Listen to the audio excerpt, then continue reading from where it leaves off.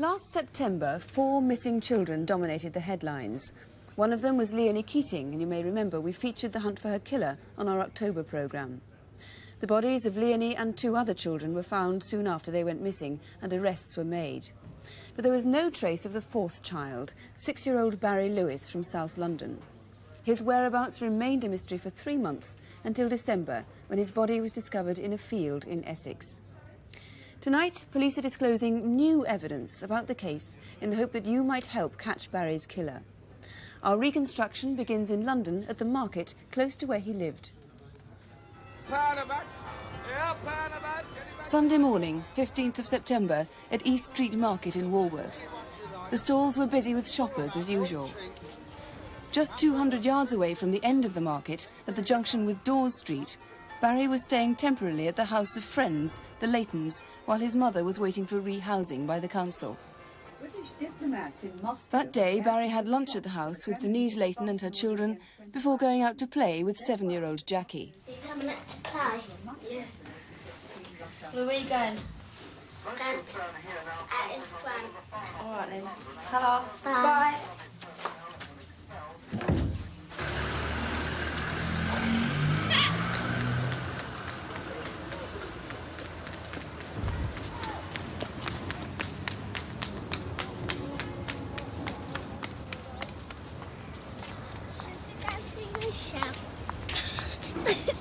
Barry and Jackie went down East Street to Trafalgar House in Bronte Close to play with their friend Michelle.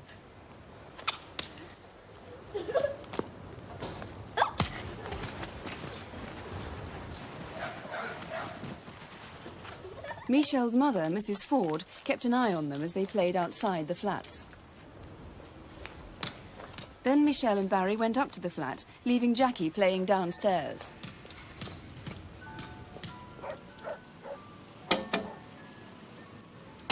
Get down from there before you break your neck.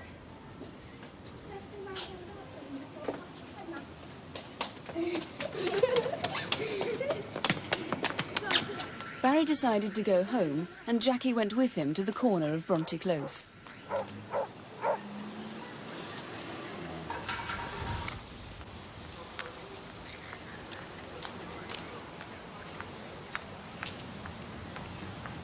All right, I'll see you later. I'm going home now. Bye. Barry walked on down Blackwood Street towards East Street. What happened next is a mystery. By 4 o'clock on East Street, the market was gone, and Barry too had completely vanished. For 3 months, nothing was heard of him. Then in December, his body was found in a field 25 miles away. 16th of September, the day after Barry disappeared. On the road known as the Crooked Mile, just outside Waltham Abbey in Essex, a man had run out of petrol. He left his car at the entrance to Travers Piggery. Police have now been able to establish that the boy he was carrying was almost certainly Barry Lewis. He seemed sleepy and listless, but he was alive.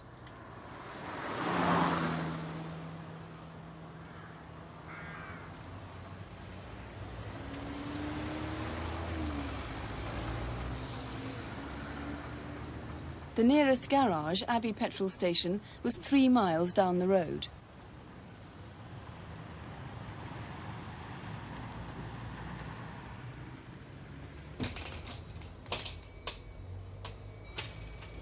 What's the can take? About £2 worth. Right, I'll pay for it now. Thank you. Run out of petrol? Yeah, up for a good mile.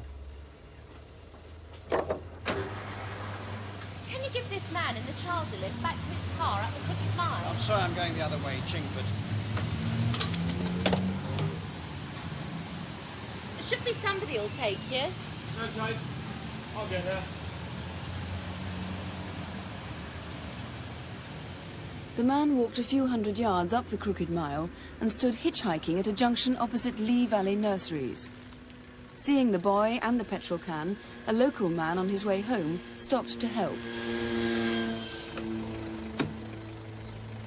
Can I give you a lift? Yeah, please. Where's your car? It's in the entrance to a farm, just up the road on the right. Would it be better to put the child on the back seat? Nah, You'll be all right here.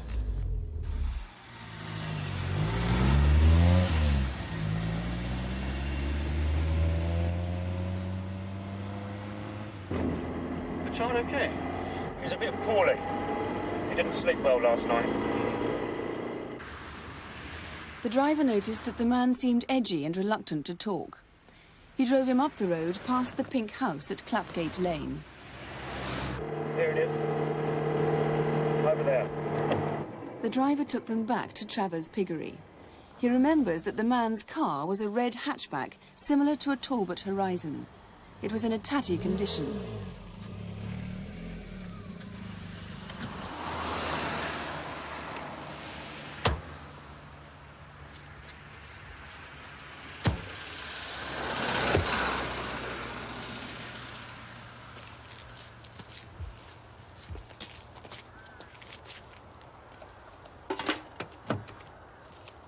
They managed now? Yeah, it's okay. I'll be all right now.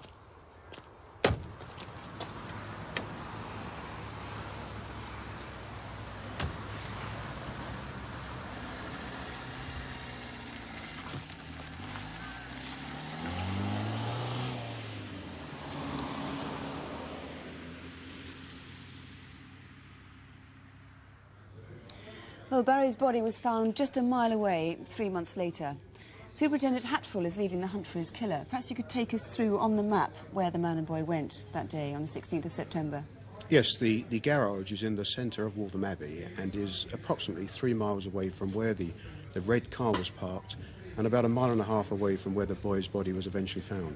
Which was near the pink house in Clapgate Lane? Yes, on the bridle path. Right. The car seemed fairly distinctive. Do you think he might be still driving that car? There's a possibility he may still have it. It was a red hatchback car, most probably a Talbot Horizon, described as about 5 to 7 years of age and in a fairly tatty condition. Now, we saw the man on the film leave the car, and then the next we saw him was walking into Abbey petrol station. Somebody surely must have seen him on that 3-mile route carrying the boy. He must have looked quite conspicuous. Do you think he walked all the way carrying the boy anyway? No, not only do I believe that somebody saw him, I'm positive somebody picked them up and gave them a lift. I desperately want to trace that motorist and the car that he himself was using when that happened. What about the petrol station itself? Do you think there were many people there to see him? Yes, it was a very busy evening in the petrol station, rush hour. We know that there were several other customers getting petrol, and in particular, there was one man who was in fact asked by the petrol attendant whether he could give the man and the boy a lift back along the Crooked Mile, and he declined because he was on his way to Chingford, which is opposite direction. We also desperately wish to find that man. Right. Now, that incident was 24 hours after Barry had first disappeared. What do you think happened in those intervening 24 hours? I'm convinced that Barry was certainly alive for 24 hours after he was kidnapped in the hands of his abductor. It's every likelihood that he was kept in that motor vehicle in the Epping Forest or South Essex or Hertfordshire area, and we want anybody who can remember seeing the unlikely of that man with the small boy and the car to come forward and speak to us.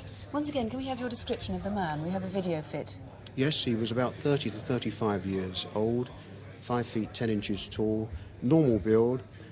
He's described as having a lined face or a wrinkled complexion, more than perhaps his years should show. And he's a local man, is he? Every indication from the way he spoke and the way he acted seems to show that he knew that area and he had some local knowledge of places we've mentioned. Right. Now, it's 4 months since Barry disappeared now. How urgent do you think it is that you find him? It's vital that we find this man. It was a brutal and callous murder of a small boy by a man who went out looking for his victim, and having found him, I'm positive that he knew what he was going to do to him and how his end would be. I'm absolutely certain we will catch him, not only for what he did to Barry Lewis, but because we have the very real fear that having done this once, he will set out to do it again. Mr. Hatfull, let's hope that somebody can help. If you can help in any way, please do ring us at Crimewatch on 01 811 8055. Or if you prefer, you can ring police direct at Chingford on 01 529 8666. That's 01 529 8666.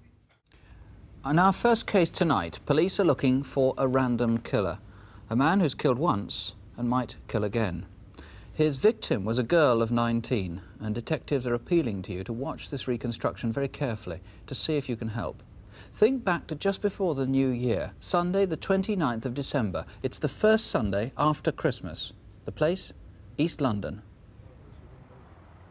Beside the canal at Hackney is an area of workshops and printworks, largely silent for the Christmas holiday. That Sunday, December the 29th, the roads here were deserted.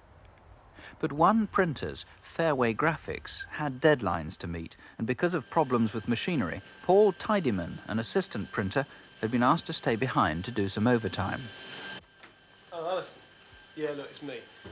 Look, I'm going to have to work late tonight. Is that all right? Yeah? Do you want to come over here? Well, you better tell me how to get there then. Although Alison had been Paul's girlfriend for 3 years and they'd been engaged for 2, she'd never been to where he works. Cross one road, and you'll see Fairway Graphics on the right-hand side. All right? Now walk through the gate, and I'll be there. What time shall I leave? Well, if you leave between about 5:30 and 6 o'clock, then I'll start looking out for you from around 7. All right, see you later then. Bye.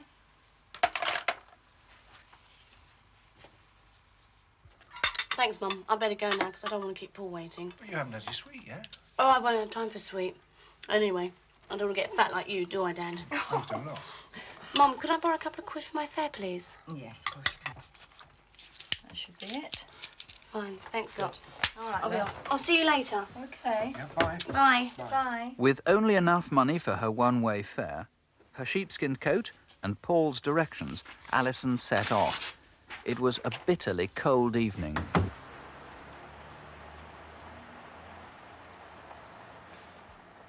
Alison walked 300 yards to the bus stop outside Upminster Bridge tube station.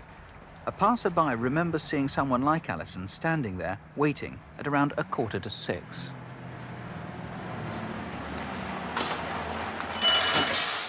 The bus she took would have been a single-decker 244 or 248 to Romford Station.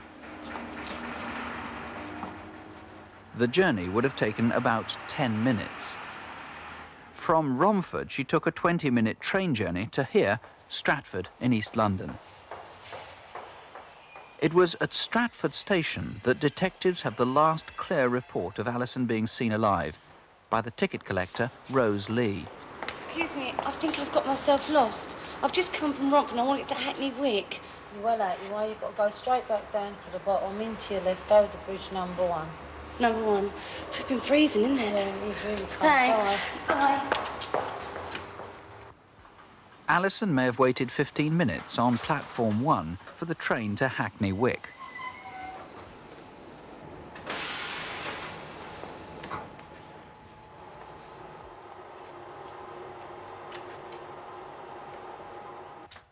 This is the North London Link line, just after 7 o'clock, and Alison might have been the only passenger.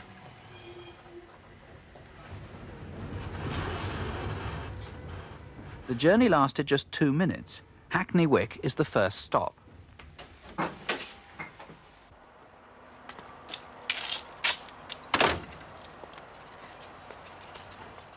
Police believe Alison arrived here at about 7:10. Though she may not have realised it, she was now just 5 minutes' walk away from Paul in Fairway Graphics. But she never got there. From dozens of possibilities, detectives are now concentrating on 3 main theories about what happened in the hour before she died. Theory 1 is that Alison was followed from the train.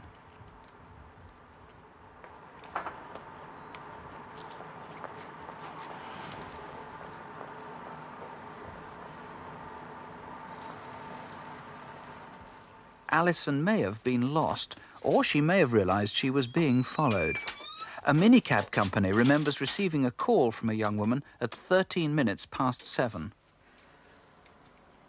Hello, I'd like a cab, please. I'm at Hackney Wick Station, and I want to go to Hackney. A delay? How long of a delay? Either her time ran out, or she couldn't wait. The line went dead. The cab telephonist remembers that the caller sounded distressed.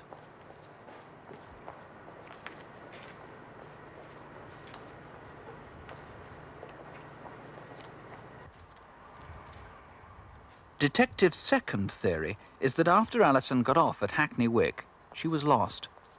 Having made the call and failed to get a cab, she walked 50 yards to the junction with Berkshire Road. If she'd walked straight on, she'd have got to Fairway Graphics in 2 minutes. Instead, she may have turned right and continued down Wallace Road. It leads to the canal and to a printer's yard where people go looking for discarded proofs of girly magazines. It could have been she met her killer here.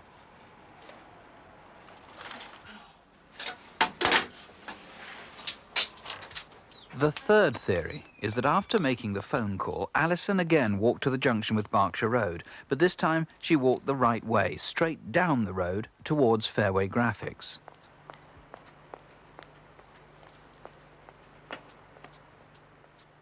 When she got there, she would have seen the sign saying Atlas Works, which she knew was another name for Fairway Graphics. But instead of going to the main doors, maybe she turned down to the side. It leads to the canal.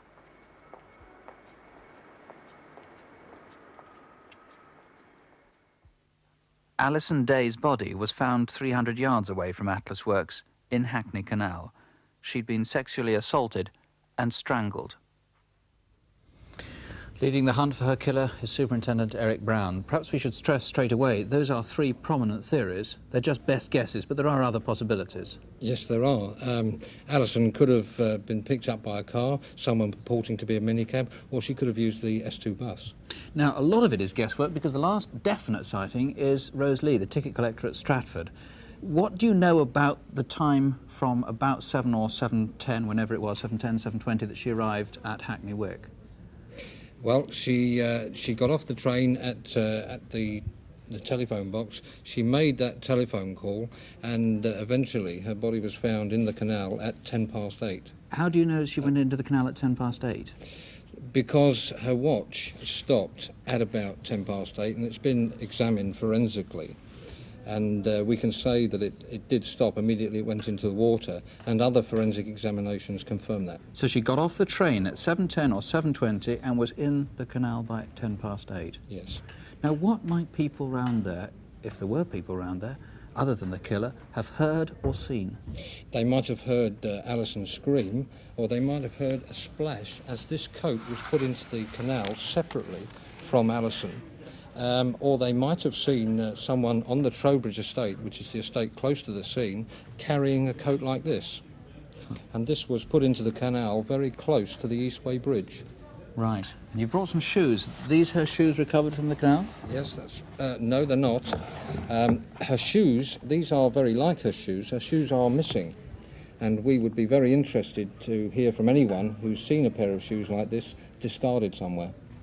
Have other women been attacked in this area?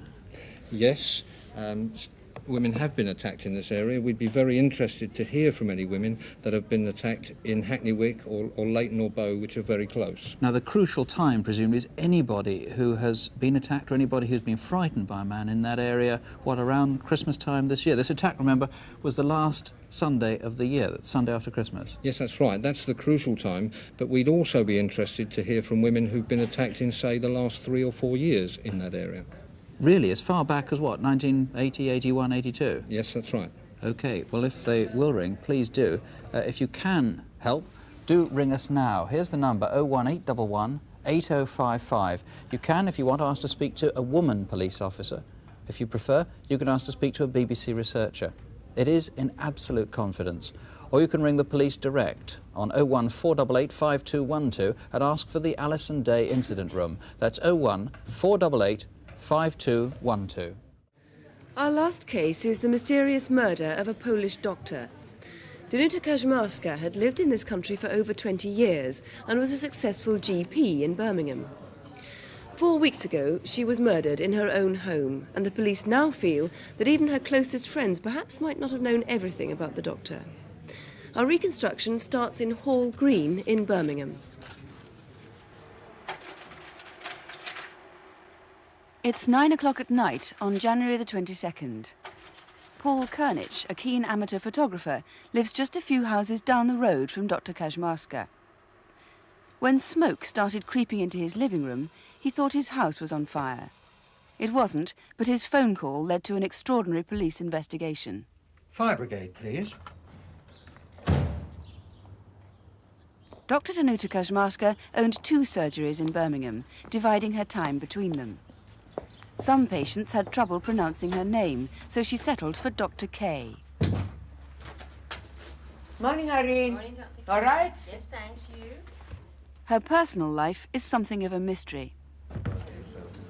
Police do know she contacted at least one man through his advertisement in a Lonely Hearts column. They met at the Robin Hood pub near her home.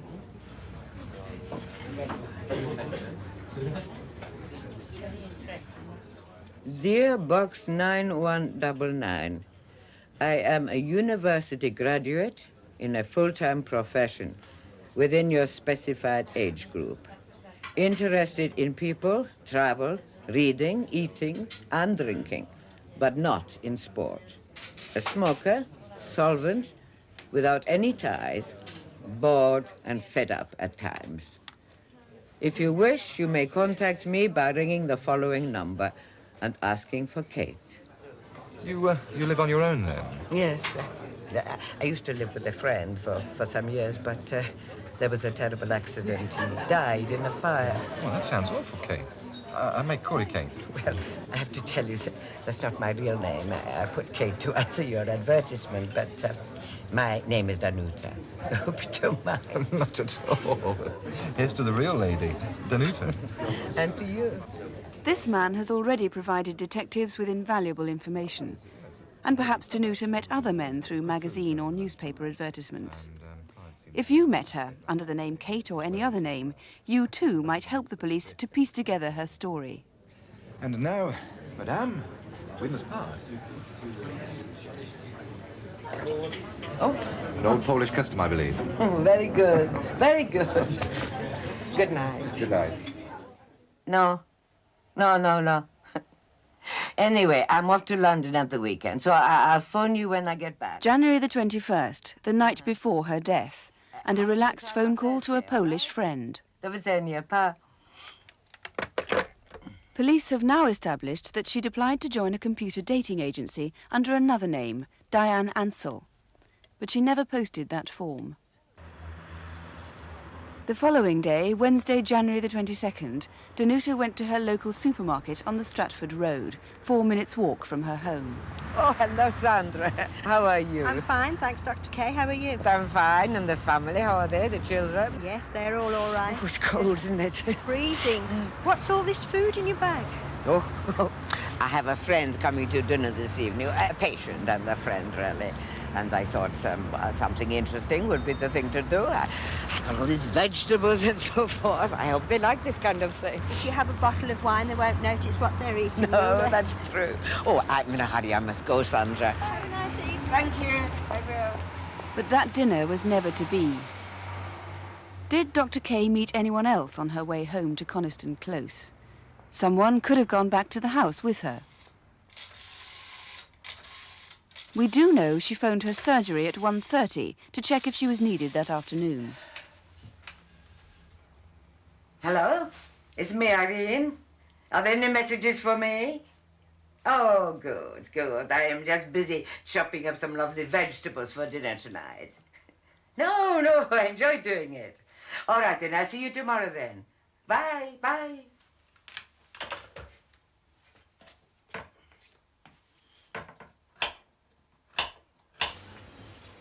At 3 o'clock, she was back at that same supermarket buying a bottle of red wine. The cashier, Helen Mills, has a good reason to remember her visit. Any cigarettes? No, thank you. 2.25, please. There we are. Thank you. Oh, the other lady, she's not in today. She is. She's helping out on a different department at the moment. I see. You Is change. she still suffering with her cough? She is, I'm afraid, yes. Well, I've got her these tablets. Tell her to take one every 4 hours. That should sort her out. Oh, thank you very much. That is No kind of trouble. you. No trouble at all. Goodbye. Bye-bye. At 3:30, a neighbour saw Danuta returning to her house. She was alone then, but her murderer must have been nearby, and was almost certainly someone she knew, who was perhaps already in the house.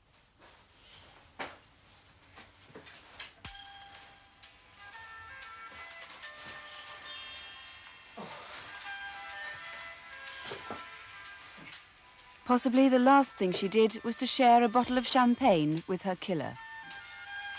Here we are. Dr. Kay was dead within half an hour. She was killed in her kitchen and her body set on fire.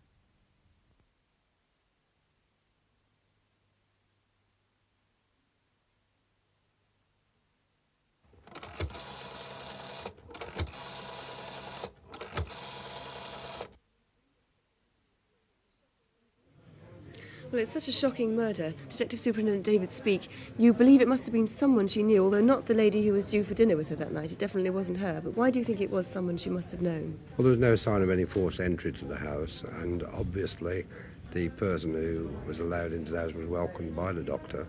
And in fact, when he left, he double-locked the mortise lock and took away a key identical to this. In fact, we haven't found that key. So it seems that he might have known the house quite well if he knew how to lock the house and what keys to use and so on.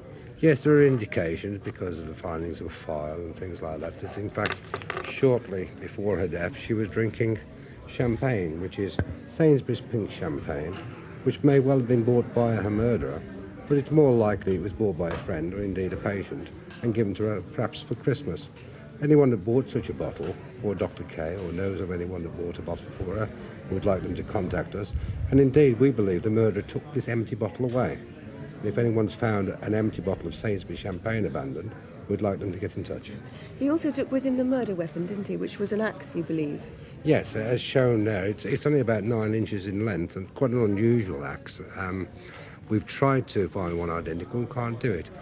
It belonged to her, didn't it? It belonged to her, and she had it in her kitchen for some time, and again, that's gone, and obviously the murderer has thrown that away somewhere. So whoever killed her took the keys, the empty bottle of champagne and the axe with him. He must have been quite conspicuous. One would think so, but what we haven't had is anyone getting in touch of seeing anyone walking from Coniston Close onto the Stratford Road or in Hall Green on that day, and anyone that saw any person walking from that area would like them to contact us. And perhaps they will tonight. You feel she could have met other men, perhaps through Lonely Hearts columns or Lonely Hearts organisations, like the man we saw in that reconstruction who's helped you a lot. That incidentally was an actor, not the actual man, but you want other people like that to come forward. Yes, she was an outgoing lady. She met a number of men. Anyone that saw her 6 months prior to her death, perhaps in a club, a pub, a restaurant or a hotel, with someone, we urgently need them to contact us. So anyone who might have seen her with somebody is very important. She's a very memorable lady. Yes, indeed. Right. Well, let's hope somebody does come forward. Thank you very much indeed. And the number to ring, if you can help at all, is 01 811 8055. Or if you prefer, you can call Birmingham Police Direct. They're on 2 numbers, 021 772 1065 or 021 772 1033. Just repeat that. That's 021, the code for Birmingham. 772, either 1065 or 1033. Well, now to this month's cases. 6 weeks ago, 28-year-old Steve Widnall, the manager of a supermarket, was shot dead in his store in Putney in South London. The object was robbery, but as you'll see, the criminals were either reckless, or they panicked, or else they killed quite casually, and presumably they might kill again. Our reconstruction begins on January the 30th, 11 days before the murder, with an incident in the store in Putney which may provide a motive for the killing which followed.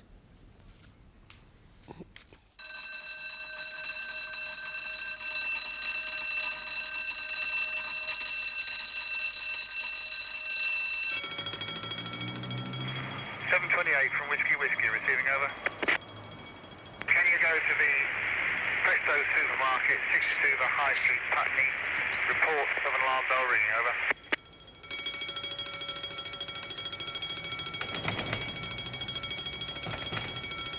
Whiskey receiving 728. Premises of Presto's appear secure. Could you call the key holder out, please?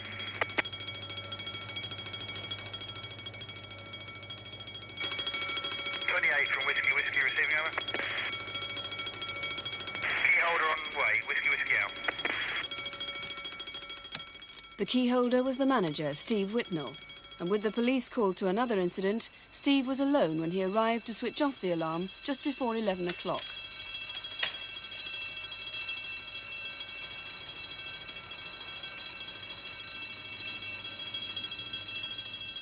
Steve knew the alarm had a tendency to go off without apparent cause, and with the police reassurance there'd been no break-in, it didn't occur to him that this was anything other than routine.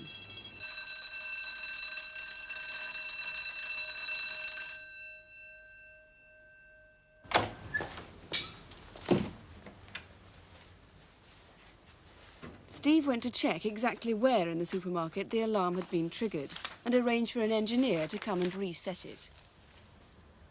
Hello, mate. It's Presto's Putney here. We've had an alarm call. Yes? We'll have to get the engineer to reset it. Right, your name, please? Mr. Widnall, code 8759. Widnall, okay. What zone went off? 24. It's the wine store. Have you checked to see if anything set it off? No, I'll do that now if you like. Yes, please. I'll hold on for you. Okay, hang on. On his way to check the store, Steve noticed that lights had been left on in the meat department. It was the first sign of anything out of the ordinary.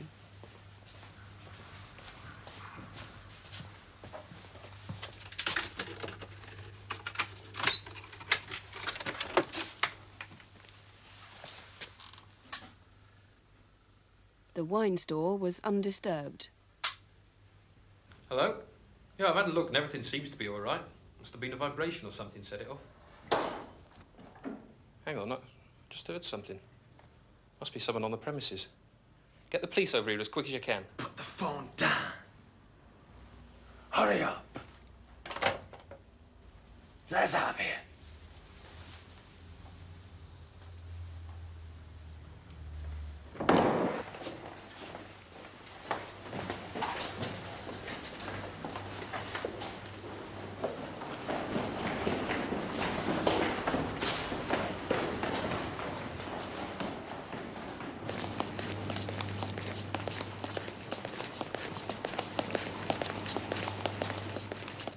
Knowing now that the police had been alerted, the gunmen were intent only on getting away.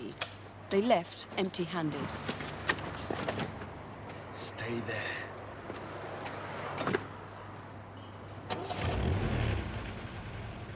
When Steve heard the sound of a car starting, he felt it was safe to go to the window.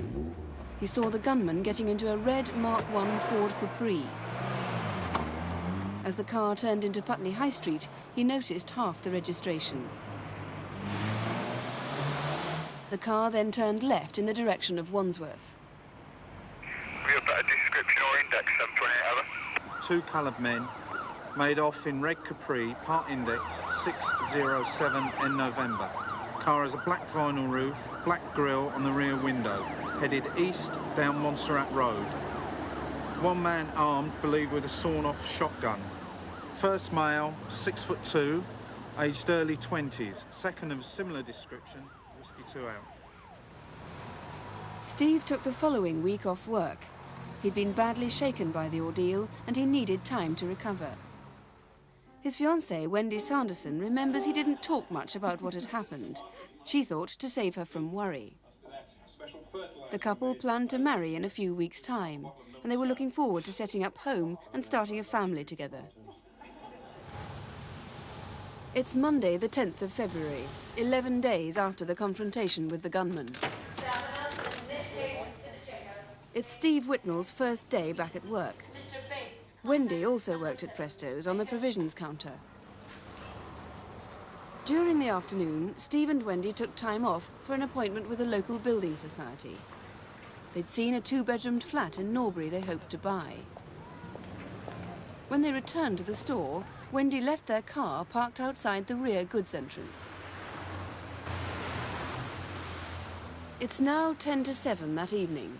The store closes at 6 on a Monday, and by now everybody had gone home except Wendy, who was waiting for Steve to finish locking up.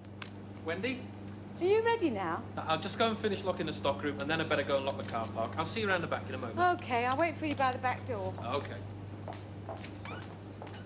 Normally, Steve set the alarm and left the store by the front entrance. And he was intending to do this after he'd locked the car park. As Wendy waited, the sequence of events began that would cost Steve his life.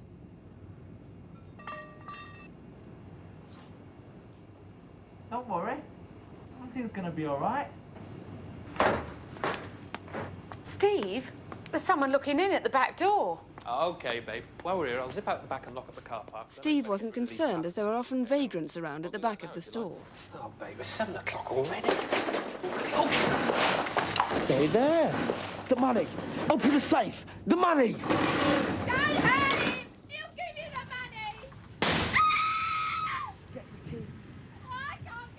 Steve Widnall was shot in the back at point-blank range as he lay helplessly on the floor. Wendy was forced at gunpoint to search through her dying fiancé's pockets for keys to the safe. But the safe could only be opened by combination. There were no keys.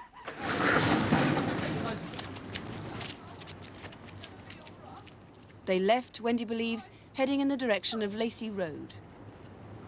Hold on, babe, hold on. It's going to be all right. Hold on. Please, please. Within seconds of being shot, Steve Widnall was dead. Well, leading this inquiry is Detective Superintendent Derek Todd. The first question is why they needed to kill him. Has any motive come to light? No, there's no reason at all. All that we know is that we think the motive is robbery. How certain are you that it was the same two men in both incidents? We're pretty certain. The description given by Mr. Widnall in the first incident ties pretty closely to that of one of the men in the second Yes, we have on the screen there Steve's identikit picture from that first incident. Yes, the man was 6'2" and aged between 20 and 22 years, and that resembled very closely the description given by Wendy on the second incident.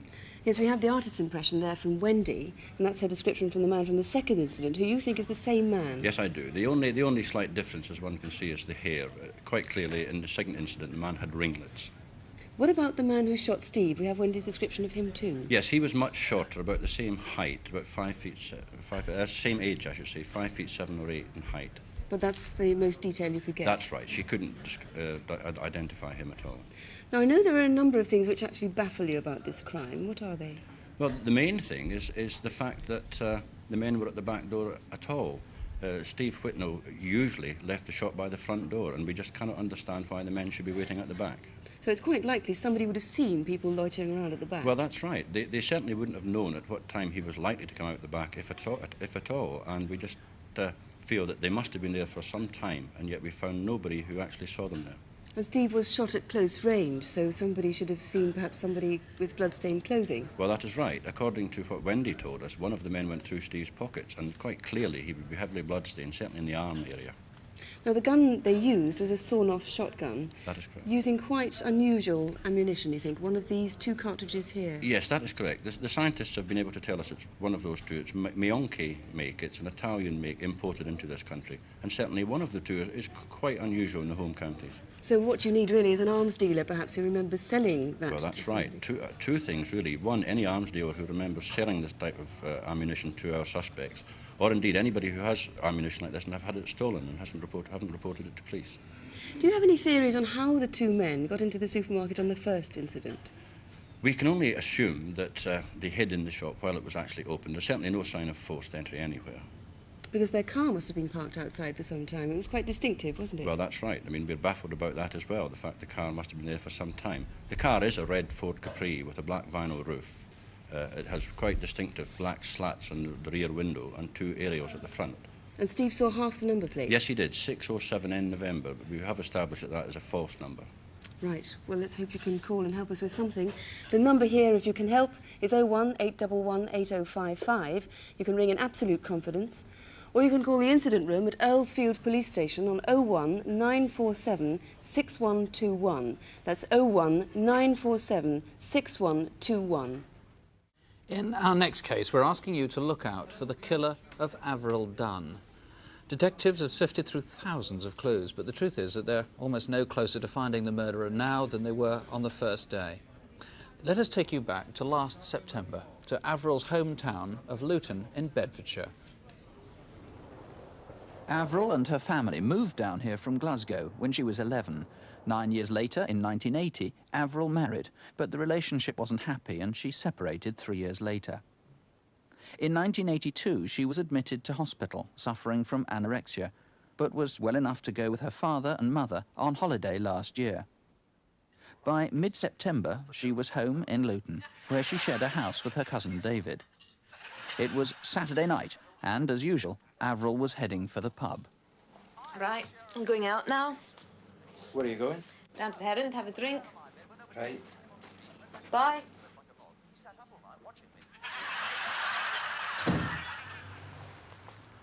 Her walk to the Heron pub took her past the Spinney by Henge Way, towards the tower blocks of the Marsh Farm estate.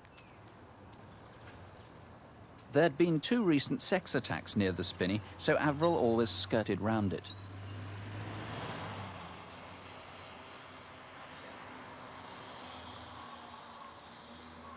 At about 8 o'clock, Avril stopped off to visit some friends in Five Springs Tower.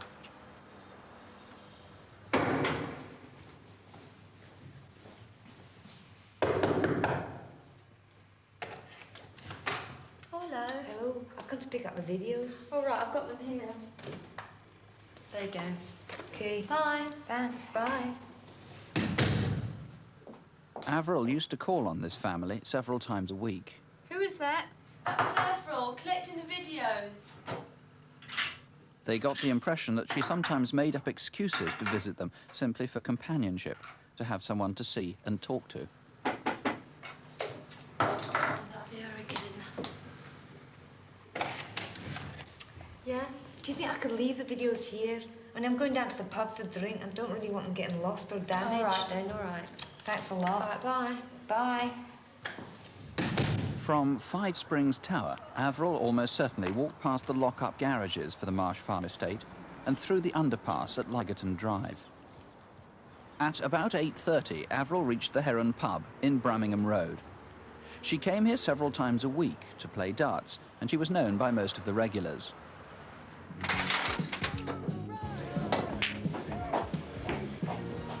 Soon after Avril came into the pub, she was seen on her own by the pool table.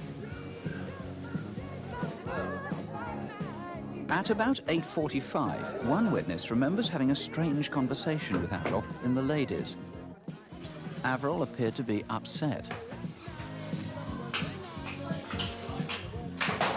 Oh, love, what's the matter about your boyfriend? No. No? Yeah, love. Not worth it, you know. Do you ever watch videos? No, I don't watch videos. Is it your husband you went away with? No. I was married once, but I'm not anymore. About an hour later, Avril spoke cheerily to some friends at the bar. Went jogging today. Did you really?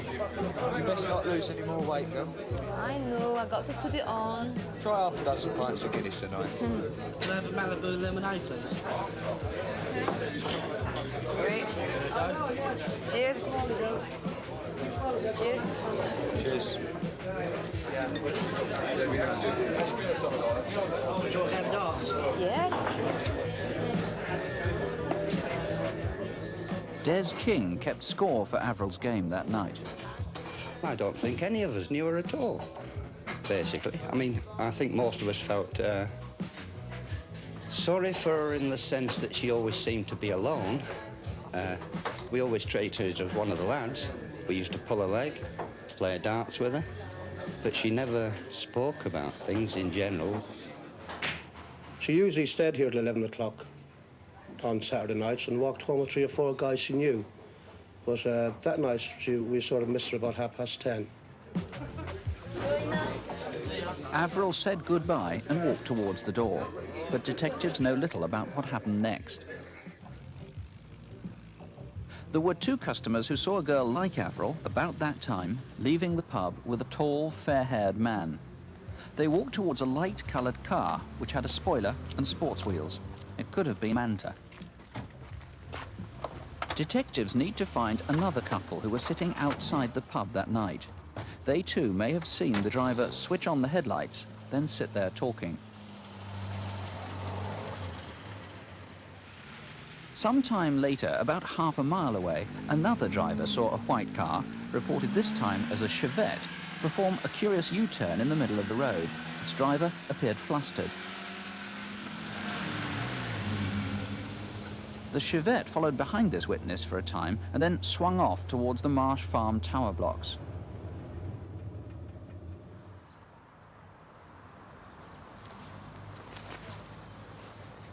At 7:30 the next morning, Sunday, September the 15th, a body was found in the Hengeway spinney.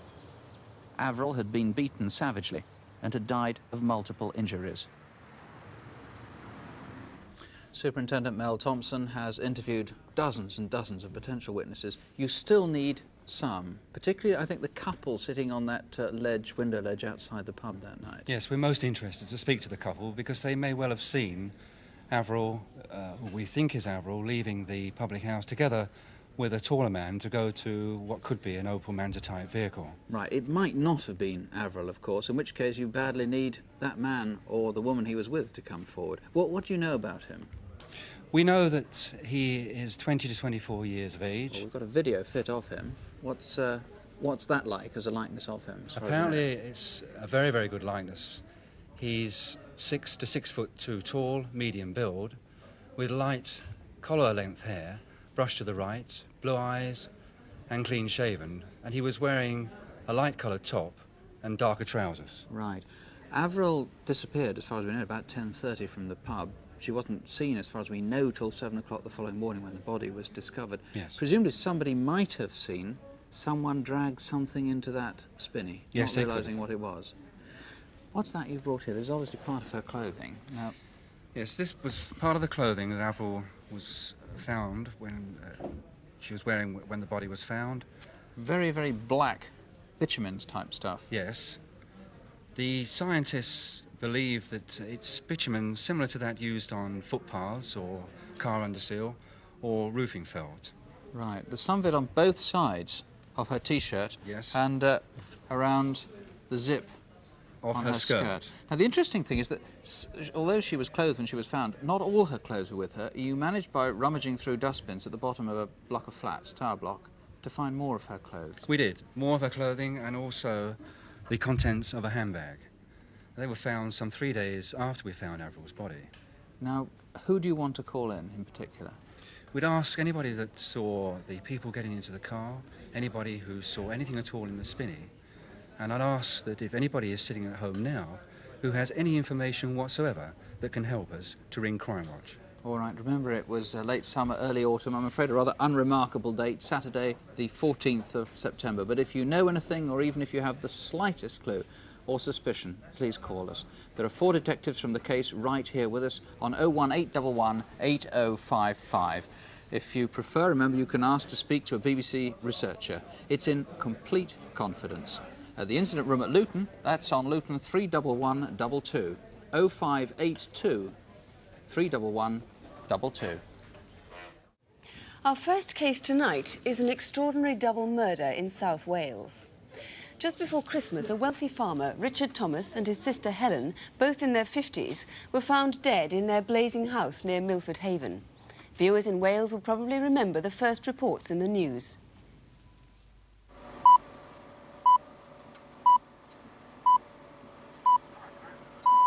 Radio Wales News at 7 o'clock with Delaney Roberts on Monday, December the 23rd.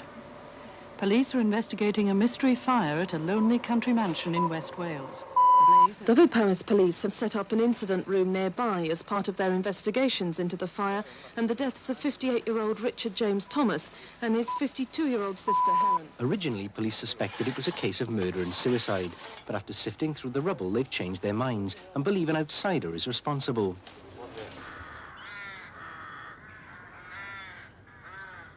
Four months later, the ruin of Scoverston Park has given police few clues to go on. Whoever set fire to the house had a clear motive to destroy the evidence of a double murder. The precise motive for the murder, however, is still a mystery which only the lives of the victims might possibly explain.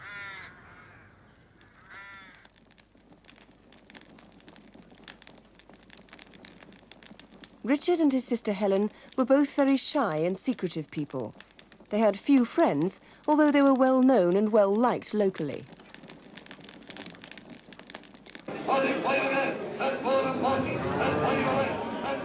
Richard was a familiar figure at the local markets. He was known as a shrewd buyer and seller of cattle and was well respected in farming circles.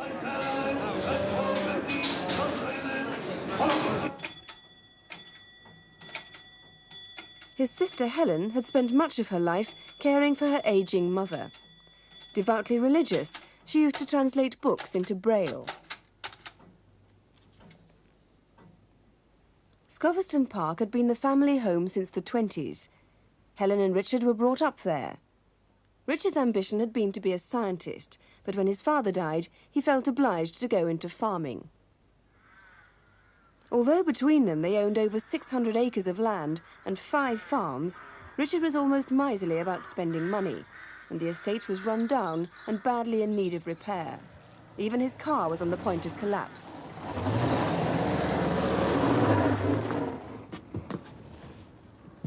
But there was another side to Richard which has emerged since his death. Police now know he frequently visited the local Palace cinema in Haverfordwest, particularly when late-night X-rated films were being shown. 2 tickets, please. £2, please. Yeah. Thank you. Thank you very much. 1, please. We also know that on the last 2 occasions, Richard met a fat, bearded man and sat with him throughout the film. No one knows who that man was. It's the morning of the last Sunday before Christmas. 2 loggers were working in the grounds of Scoveston Park. Richard spoke to them at about 9:30. David, I'm a bit worried about an elm that's dead. I wonder if you could have a look at it. While Richard worked on the farm, Helen was at church in Stainton, a mile away. She always went to morning service, and friends say she seemed her usual self that day.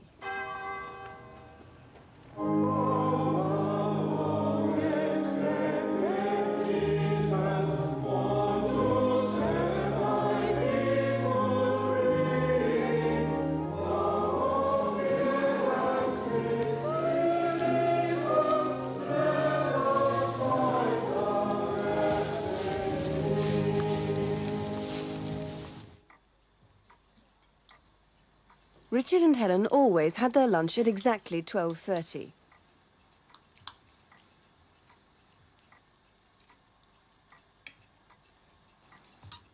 More gravy. Okay.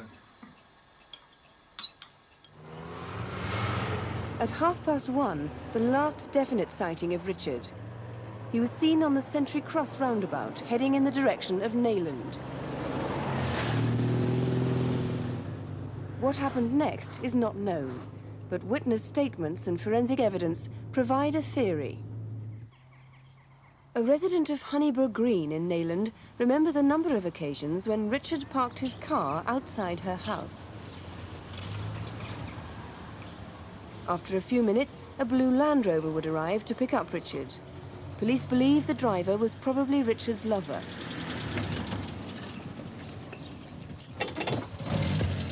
We don't know this happened on that day, but forensic evidence has revealed that Richard did have sex with another man that afternoon.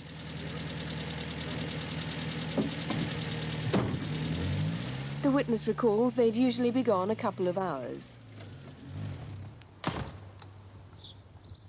The last sighting of Helen Thomas was at 3:30 as she was leaving one of her farms. As far as we know, she drove straight home, and she would have arrived at around 3:45. Exactly what went on inside Scoveston Park that afternoon and evening isn't known, but several cars and people were seen outside near the path leading to the house. At 4:15, a yellow car similar to a Chevette was parked across the entrance to Scoveston Park, and the driver appeared to be leaning out of the passenger door.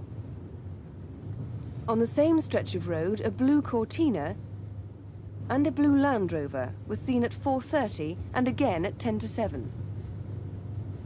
And at 5:30, a bearded man was seen staring intently at Scoveston.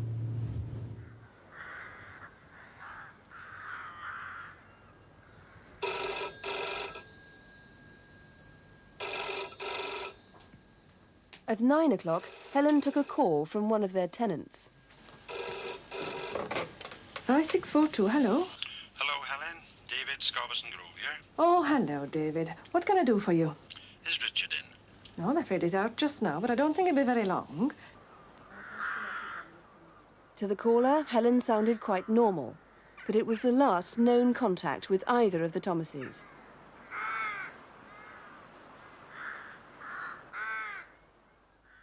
Within an hour, Helen was dead. She was shot, probably in her bedroom, and it was in that room at about 10 o'clock that the fire was started.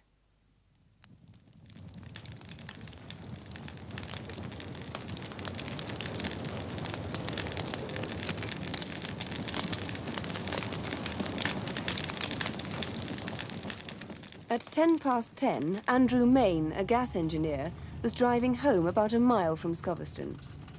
As he drove, a Land Rover came towards him at speed and on the wrong side of the road. He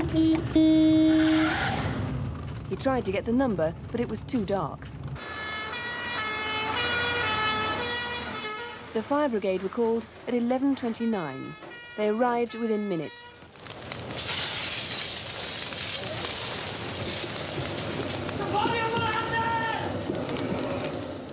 The body was Richard Thomas.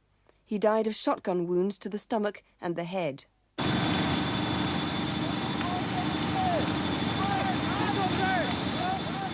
It took firemen 5 hours to totally extinguish the blaze. Scoveston Park was gutted. Helen's body was discovered the following morning. Well, Chief Superintendent David Davis is in charge of the case. What theories are you working on, and what is your most urgent appeal? Well, at this stage of the inquiry, the most urgent appeal, without doubt, is we know that Mr. Thomas had sexual connection with another person during the course of the afternoon. And of course, we know that Mr. Thomas was last seen alive at 1:30 p.m. in the afternoon, so the events of the afternoon are very important indeed. I'm making a very serious and a very sincere appeal to this person who had this sexual connection to come forward to see us. It doesn't matter what walk of life he might belong to or whatever, but we are very anxious to see him. And of course, in the same vein, if anybody else in the area knows of any of Mr. Thomas's homosexual friends or whatever. Just to eliminate them from their inquiries. That's right, yes.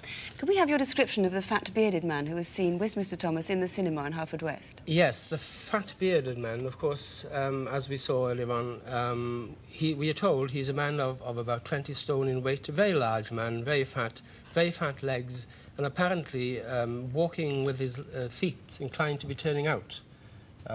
So he shouldn't be too difficult to really find. Now, if we can just look at the area on our micromap there, there's Sentry Cross roundabout there, where Richard was last seen heading towards Neyland. There's the Land Rover, which was seen on the Sunday evening about 10 o'clock, driving at speed on the wrong side of the road. And there was the entrance to Scoveston Park, where there were several cars and people seen that night, none of whom have come forward yet, have they? That's right. No, they have not come forward. We're very interested in having a word with these people, the driver of the Land Rover, the Ford Cortina motor car, and of course, in addition, and of course the yellow car that was parked at the entrance to Scoveston Park, and a man with a beard, equally important to see and interview. And in addition, of course, there were two people between 6 and 7 o'clock seen walking between Sentry Cross roundabout and the village of Stainton, walking in that direction. And of course, they are equally important to be interviewed by us as well, because their contribution to the inquiry could be of some value. There was a man with a dog seen about 9 o'clock that evening.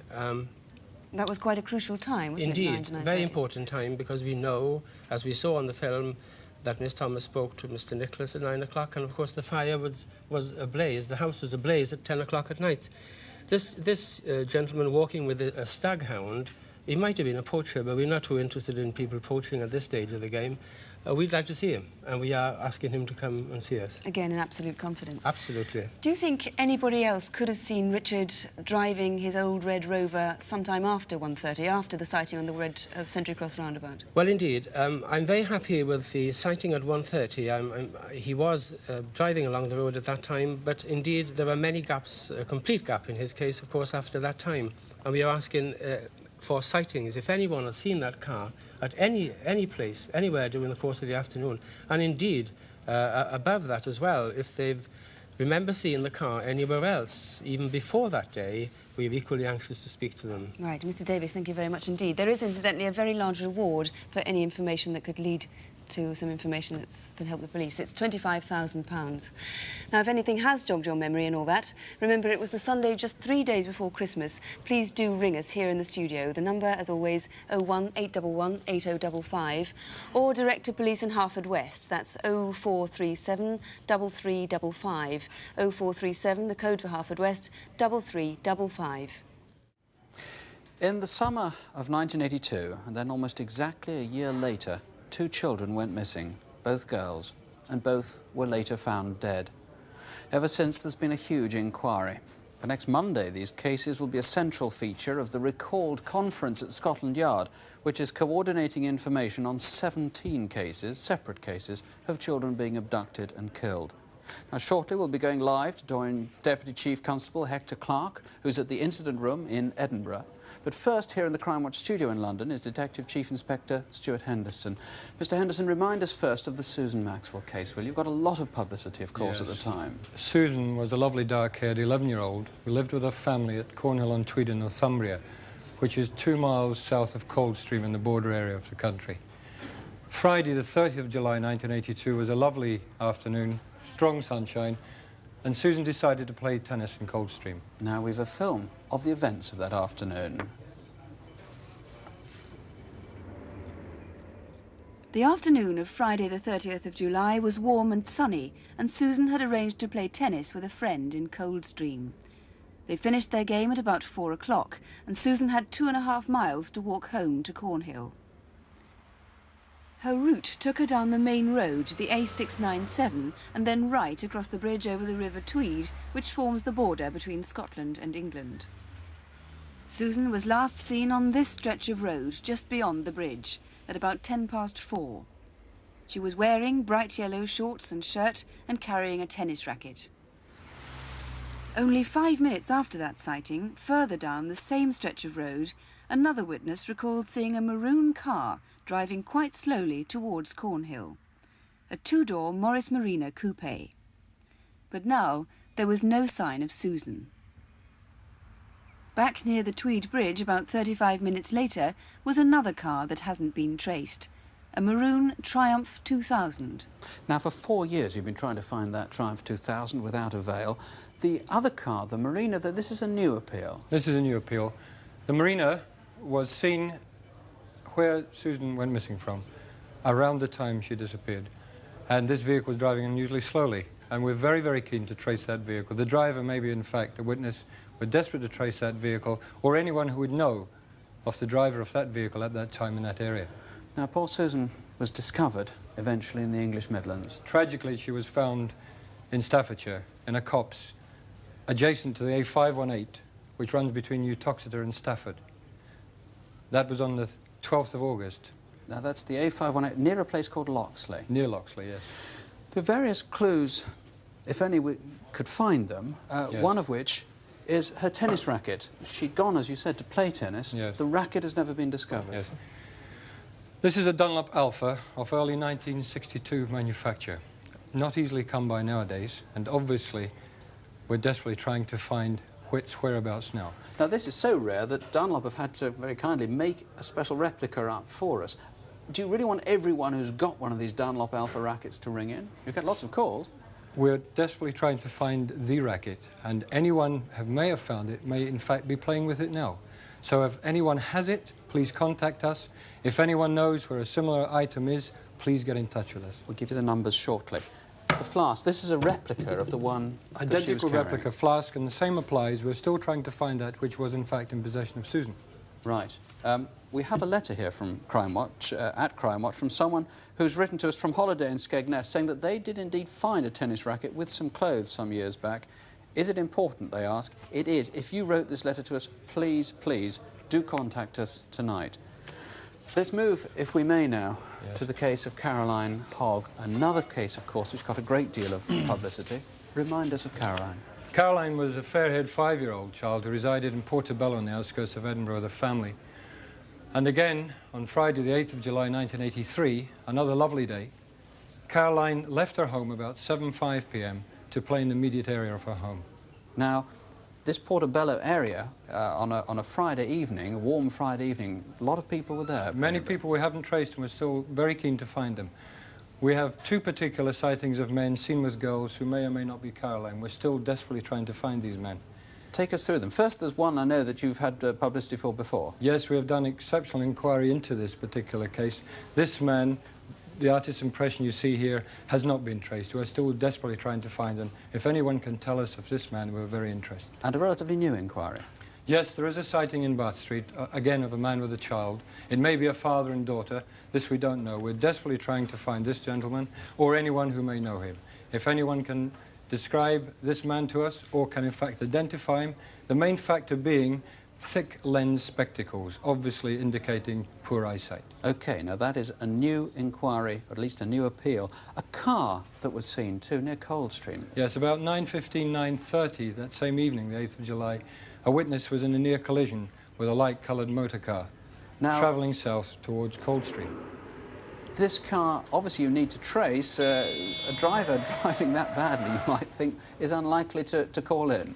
This gentleman has been given proof from the Lord Advocate of immunity to any possible contravention of anything, in which case we would desperately like to find him. We would like the gentleman to come forward if in fact he's watching the programme. We would like anyone who has any knowledge of the person driving that vehicle on that night, at that time, to get in touch with us. 8th of July 1983, the critical dates.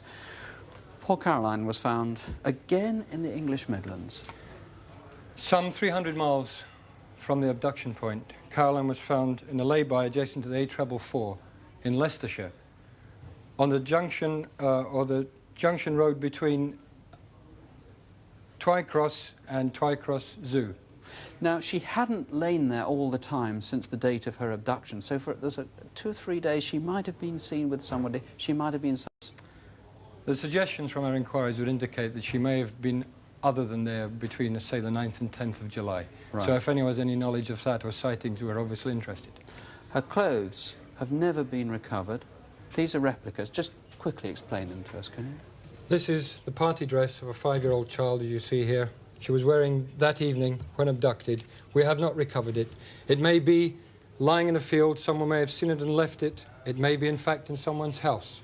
The person that took it may, in fact, still have it. We're desperately trying to find it. And the shoes similarly? The shoes apply in the like case. We have not recovered them. We're still looking for them. If anyone has any knowledge, we wish to trace them. Thank you very much indeed. Well, let's now go live to Edinburgh, to the incident room, and to the man who's in overall charge of this inquiry. He's the Deputy Chief Constable Hector Clark. Mr. Clark, good evening to you. Good evening. Firstly, tell us what special appeal you're now trying to make tonight. Well, for 4 years now, we've carried out an intensive inquiry, and we have to admit that we're no nearer to finding out who killed or who abducted these 2 children. Really, what we do now seek is information from members of the public. Mr. Henderson has already given you some indication of that, but I would like any member of the public who has a suspicion about any person to let us know at once, whether or not they have access to one of the cars that your programme has featured, or whether or not they fit the artist's impression that were also shown in the programme. Now, you've revealed quite a lot of new information tonight on these 2 cases. How convinced are you that these 2 cases are likely to be linked? Well, we've always said that there were similarities, but there are also differences. I suppose there's a fair chance that they are linked, but for investigative processes, we've treated them jointly yet separately. We've always made sure that we've managed to retain our separate identity in each case. Now, I know, Mr. Clark, that somebody has written to you directly at Edinburgh, someone you're desperate to get in contact with again. Yes, we've had 2 letters, one in 83 and one in 84, from a lady, obviously the same writer, who was writing in the first instance from Dundee. In the second instance, she said she had moved to North Angus, which is in the area just north of Dundee. She indicated that on the afternoon that Caroline Hogg went missing, she met a man in Dundee. That man was going later that day to Edinburgh and thence to the Midlands. We're desperately anxious to trace Alice, or the writer of these letters. And Also, we would like to hear from anyone who thinks they can tell us who Alice is. Mr. Clark, thank you very much indeed. The number direct to the incident room there in Edinburgh and to Mr. Clark, 031 311 3505. Remember, it's in confidence. 031 if you're outside Edinburgh, 311 3505. Of course, if you want, you can call us here in London to Mr. Henderson on 01 811 8055. 01 811 8055. Well, of course, the other case everyone will have read about this week and which police urgently need help with is the murder of 10-year-old Sarah Harper. Sarah disappeared from Morley near Leeds 4 weeks ago. Her body was found on Saturday on a stretch of the River Trent at Wilford near Nottingham. And in charge of the investigation is Detective Superintendent John Stainthorpe. Do you feel at all that Sarah's death is linked to any of the other cases? Certainly there is no evidence to suggest they are linked, although of course we are keeping our options open in that direction. Now, Sarah's route, if we can look at our aerial photograph for a moment, Sarah's route to the corner shop, as we can see from that photograph, was along Brunswick Place there, through that little passageway to the shop in Peel Street there. That's about a 2-minute walk and the same route coming back. You think, looking at that whoever killed her might have Morley connections? Yes, I do. It's a back street area of the town, and I feel the man may be going there in connection with his work, visiting relatives or friends. And I would ask anyone who has any suspicions about such a person, no matter how tenuous the links with Morley may be, to contact the police. Now, you've brought in with you clothes very similar to the ones that Sarah was wearing that day. You've not yet found the clothes or the loaf, indeed, that she bought. That's right. The loaf is very important because this type of bread is not marketed in the area where the body was found. The corduroy skirt and the blue anorak, together with the Clark shoes, are still missing. The only difference between these clothes and the clothes that Sarah was wearing is that those of Sarah's were very well worn. It's important that we find them very quickly. Well, let's hope somebody can help. You can ring Mr. Stainthorpe here in confidence now on 01 811 8055. We start this month's reconstructions with the tragic story of a 15-year-old Dutch girl, Maartje Tamboezer. Maartje had lived in England for the past year. The family moved to Britain because her father was posted here by his company. Their home is at West Horsley, near Guildford in Surrey.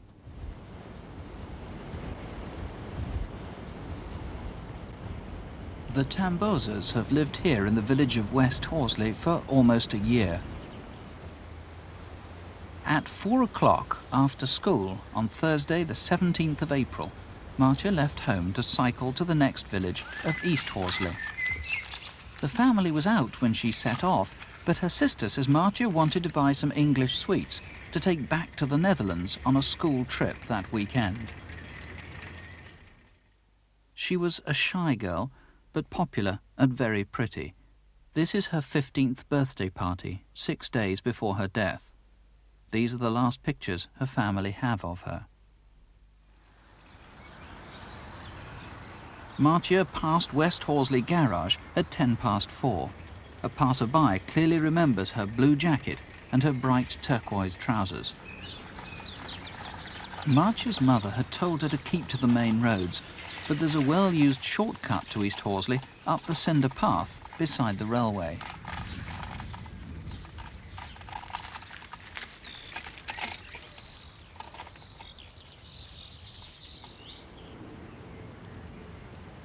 There are no known witnesses from this point on, but someone must have lain in wait.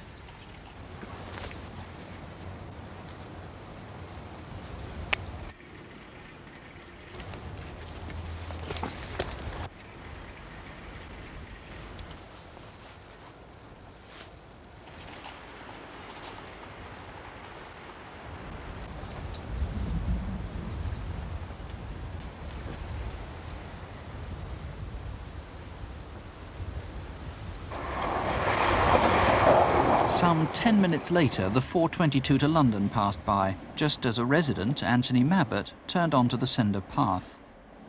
The cord was still in place.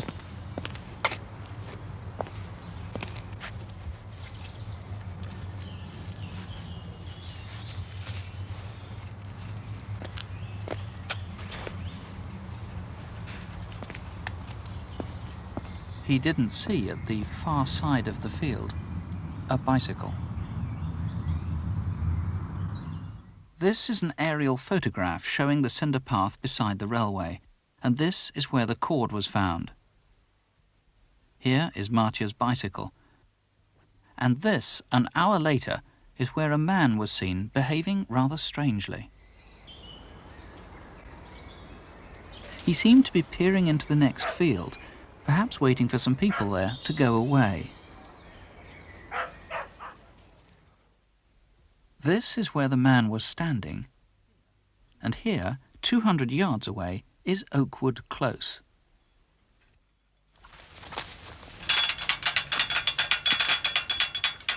Just before 6 o'clock, a man in a dark blue jacket walked into the close from the fields. A resident remembers seeing him pass her house. Just after 6, 2 neighbours driving home into the close also saw a man in blue. They recalled that he had mud on his right shoulder.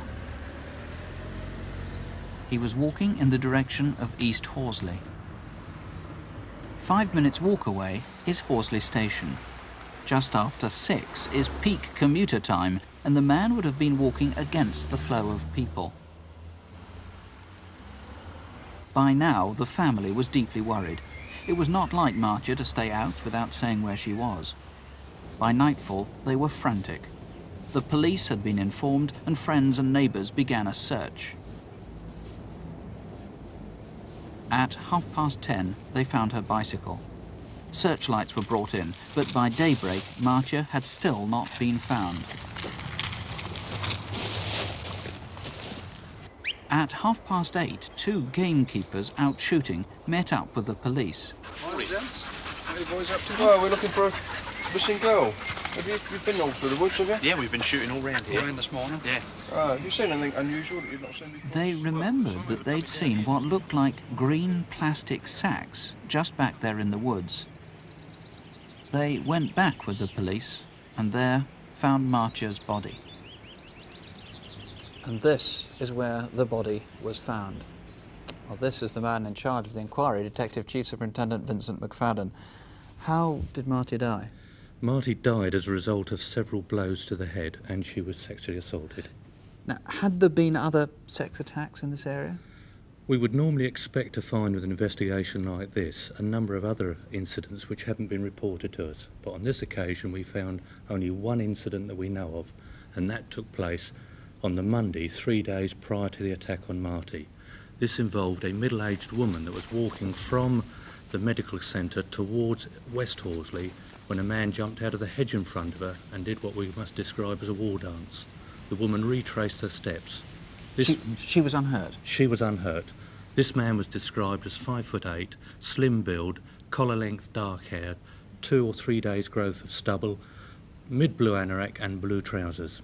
Now, of course, that man might be entirely innocent. He hasn't broken the law, so you obviously want him to ring in if he is innocent. But do you suspect that he might be the murderer? Of course, if he is innocent, we would wish to speak to him and would wish for him to contact us. But there is the possibility that he's the same man that was seen in the field. Obviously, if there has been another attack in the area, if any woman has been frightened by a stranger like that, you desperately need them to ring in. Yes, of course. We would ask them to come forward, and their calls will be treated in the strictest confidence. Now, what about the man who, one must assume, was the murderer, who was seen coming out of the fields through Oakwood Close, and we last saw him turning the corner and walking in the direction of East Horsley? Is that the last that we know about him? Yes, he was seen at about 2 minutes past 6 in Ockham Road South. Obviously, he could have gone into a nearby house. He could be a local man. But we do have a sighting of a man at a railway station a little later on at 7 minutes past 6. A man was sitting outside waiting for his wife when this chap described in a blue anorak and blue trousers ran to the booking office door, through a gate because it was locked, up over the bridge. He bumped into a number of people.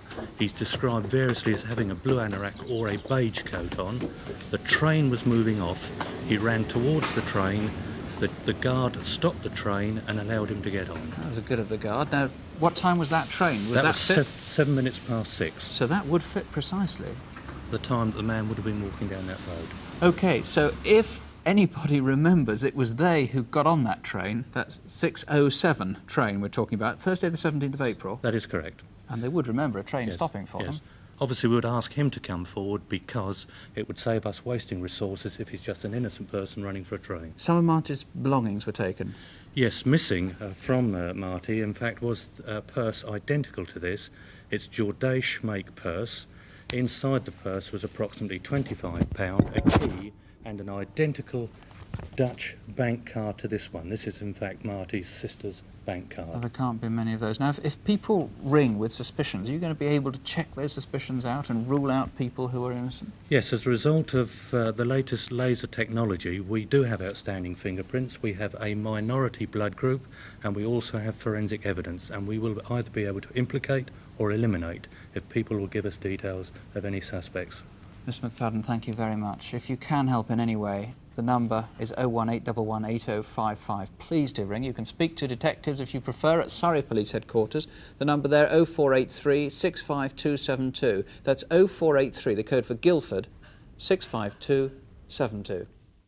Last month, under the title Operation Stranger, police officially linked the murders of 2 children, 6-year-old Barry Lewis and 14-year-old Jason Swift.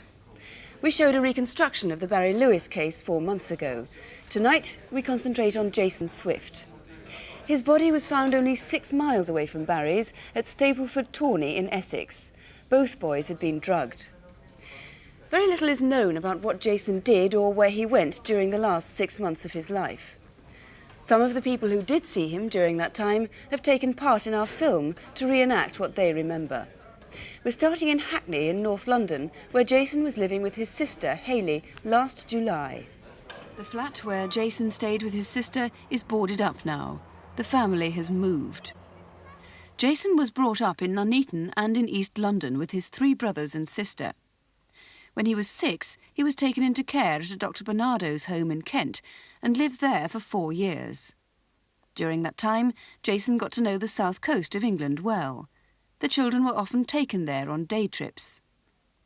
He went back to live with his mother in 1981, but left there in June last year to stay with his sister Hayley and her husband Adam at their flat in Hackney. Going down the market, Jason. Do you want to come? No, I think I'll stay here. Are you sure? Yeah. You know, I'm really happy here. What are you going to be doing while I've gone? I'll just play Monopoly for a while. OK, then. See you later. Right. Bye. Bye.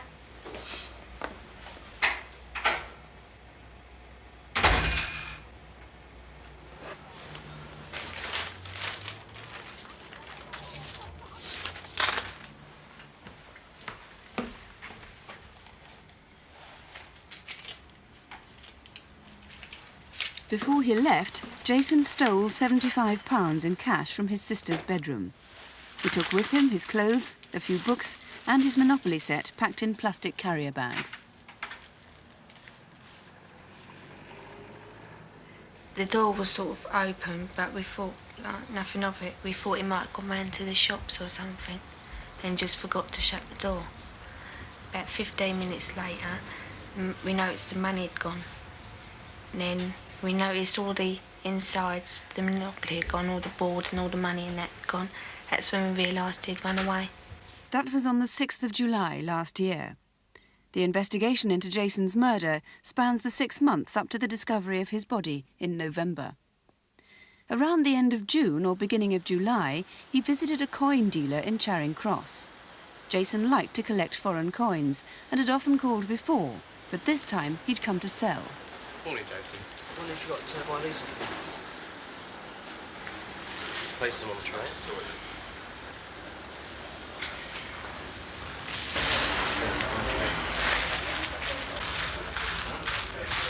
A group like this, I would pay about £5 for. That's great. Okay. He was a very bright lad, always very polite, very single-minded about his collecting. I suspected really that he almost fantasised about going to the countries that the coins originated from and having small change in his pocket to be able to spend if and when he arrived there. We don't know where Jason went immediately after he disappeared, but 3 days later, on the 9th of July, he turned up on his own at the Silver Sands Caravan Park in Camber Sands, Sussex. Mrs. Clark? Yes? The man on the gate sent me. Yeah? Can I stay in your van? How long for? Just 2 days. How many of you? Just me. Oh. Oh. Yeah, we'll see what we can do. Come on.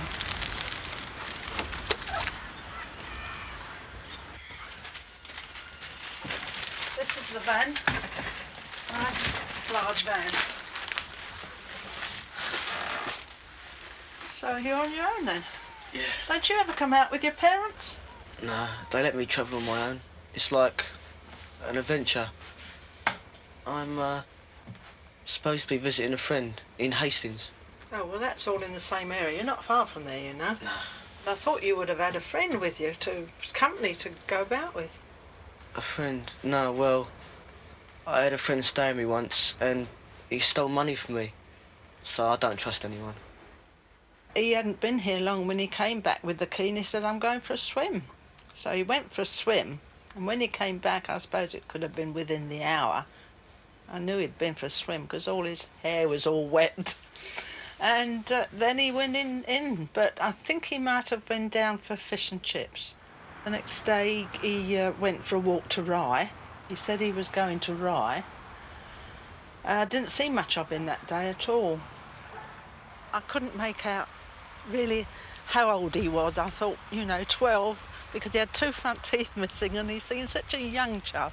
Very quiet, reserved in his way, I thought.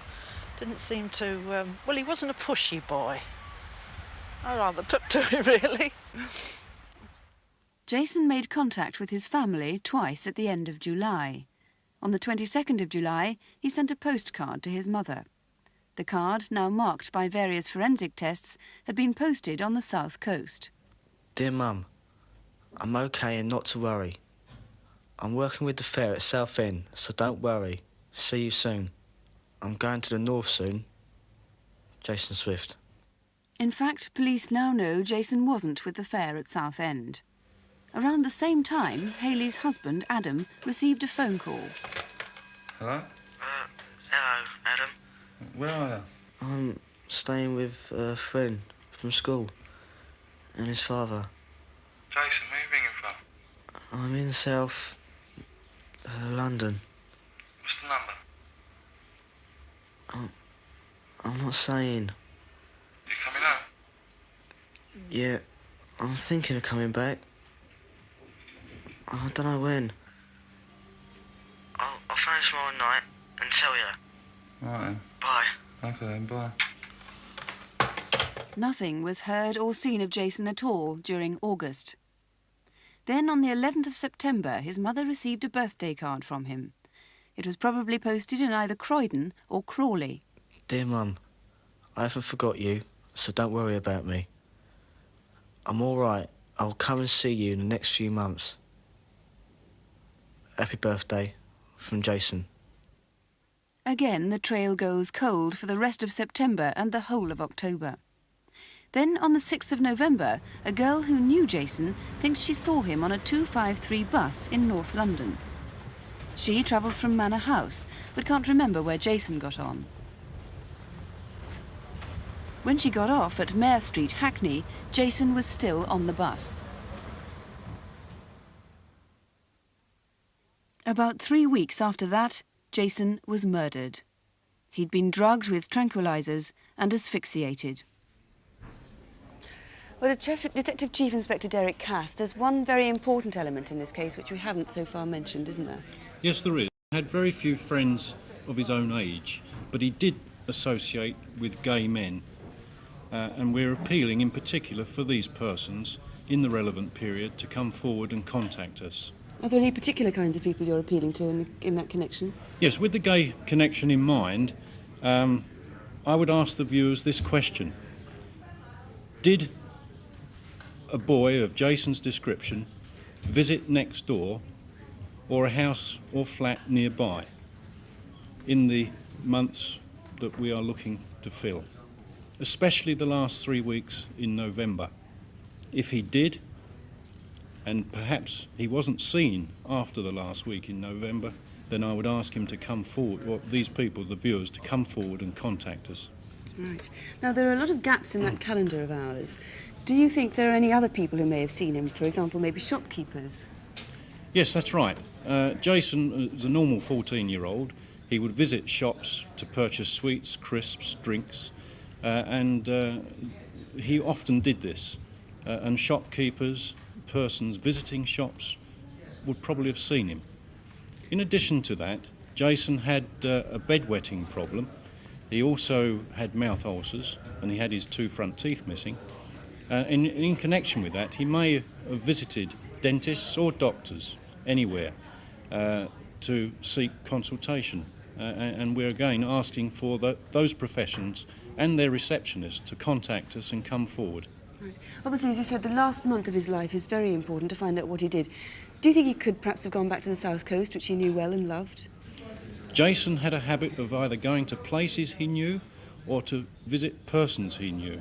And it's quite likely that he could have visited the south coast, or for that matter, anywhere. Now, you've linked Jason's death with the murder of Barry Lewis. What are your reasons for doing that? There are several common factors between the 2 deaths. Firstly, they're both male boys. Secondly, they were both found naked. They were both positioned, Jason at Stapleford Tawney and Barry 6 miles away at Waltham Abbey, both in rural Essex, both within the borders of North and East London. Right. I'll just make clear again that any gay person who thinks they knew Jason during that time, between July and November, can come forward in the knowledge that it's in complete confidence and also that no action will be taken against them. Absolutely. Right. So if you do think you can help in any way, please do ring us. Our number here at Crimewatch is 01 811 8055. Your calls will be treated in complete confidence, or if you don't want to speak to the police, you can talk to a BBC researcher. Or ring the police direct at Essex headquarters on 0245 267 267. That's 0245 for Chelmsford 267 267. Now to the first of this month's reconstructions. Anne Locke, a secretary at London Weekend Television, had been married just a month when she vanished on her way home one Sunday night. It's a case that's produced big headlines and wild rumours. Tonight, we'll be showing the face of a man that police need to trace in connection with her disappearance. Our reconstruction starts 7 weeks ago at Anne's home in Hertfordshire.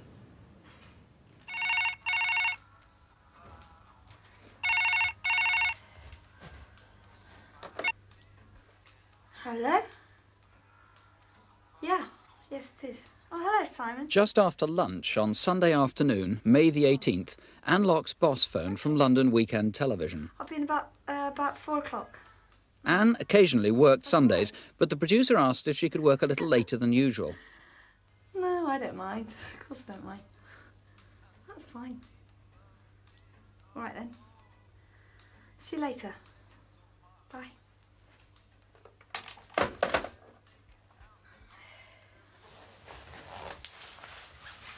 Anne's 86-year-old grandmother lives in the same house, and she remembers all was normal when Anne left home.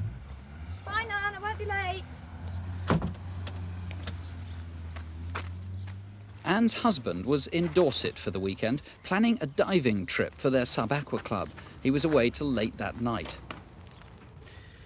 This particular Sunday, we had just sold her car, and she would normally on a Sunday have driven all the way up to LWT where she could have parked her car. But on this particular occasion, because she had no car and the new one had not yet arrived, she cycled to Brookman's Park station. Brookman's Park is a prosperous Hertfordshire village just north of Potter's Bar. Anne was known around the village by her maiden name, Sunyuk. That Sunday, Anne was only just back from her honeymoon, and she had a noticeable suntan for mid-May.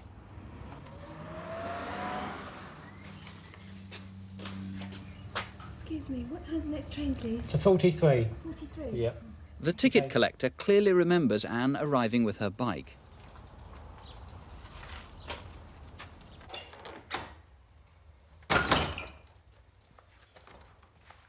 Almost certainly she would have parked it in the station bike sheds and locked it.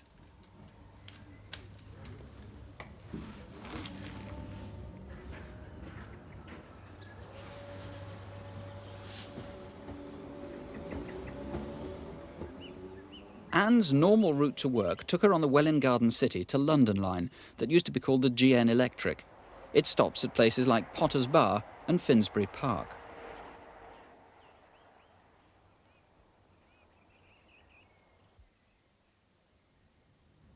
London Weekend Television on the South Bank. Anne finished typing the London programme scripts at around 8:30.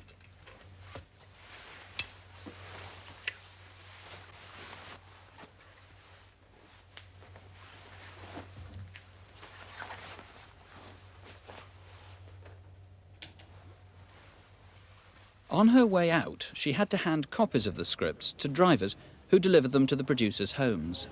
Hello. Good evening. You come to collect these? Yeah, I'm going south. Okay. That's yours there. Thank you. Right. Thank you. Driver, if no one is in, please put through letterbox. You must be joking. What do you think we're going to do, drink it back? Well, you might do. Some drivers would. I'll see you, thanks. Night-night. These were the last people known to have spoken to Anne. No one seems to have seen her since.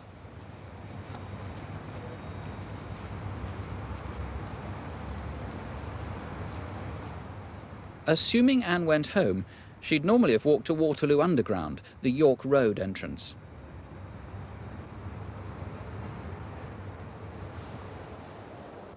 There she would have waited on the Bakerloo line platform and taken a northbound train. There are no sightings so far of Anne on this section of her journey, nor at Oxford Circus, where normally she changed onto the Victoria line. At Finsbury Park, Anne would have switched to British Rail, probably the 9:38 to Welwyn Garden City, which would take her to Brookman's Park. No one has come forward who saw Anne that Sunday evening. But if you were there, something might jog your memory. A fellow passenger was behaving rather oddly. It's 9:38 on Sunday, May the 18th.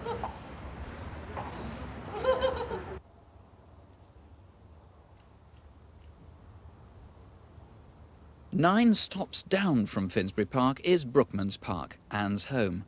The bike shed is unlocked and the station is unmanned.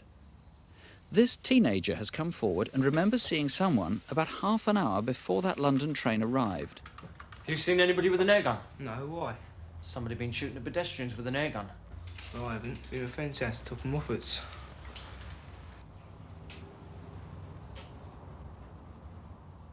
By this time, Anne's husband, Lawrence, had got back from his boat trip. I arrived home just before 10 o'clock. Nan met me on the drive and she was quite distressed as Anne hadn't come home and she hadn't phoned either. I unhitched the boat, unloaded the car and drove back down to Brookman's Park station. I got there, had a look in the bike shed to see if her bike was there and it wasn't. It had already gone. I was about to leave when I saw a train coming in. Just after 10, the train Anne should have been on arrived at Brookman's Park. This couple, Mr. and Mrs. Masterman, home from a hiking trip, are sure that they were the only people to get off at Brookman's Park.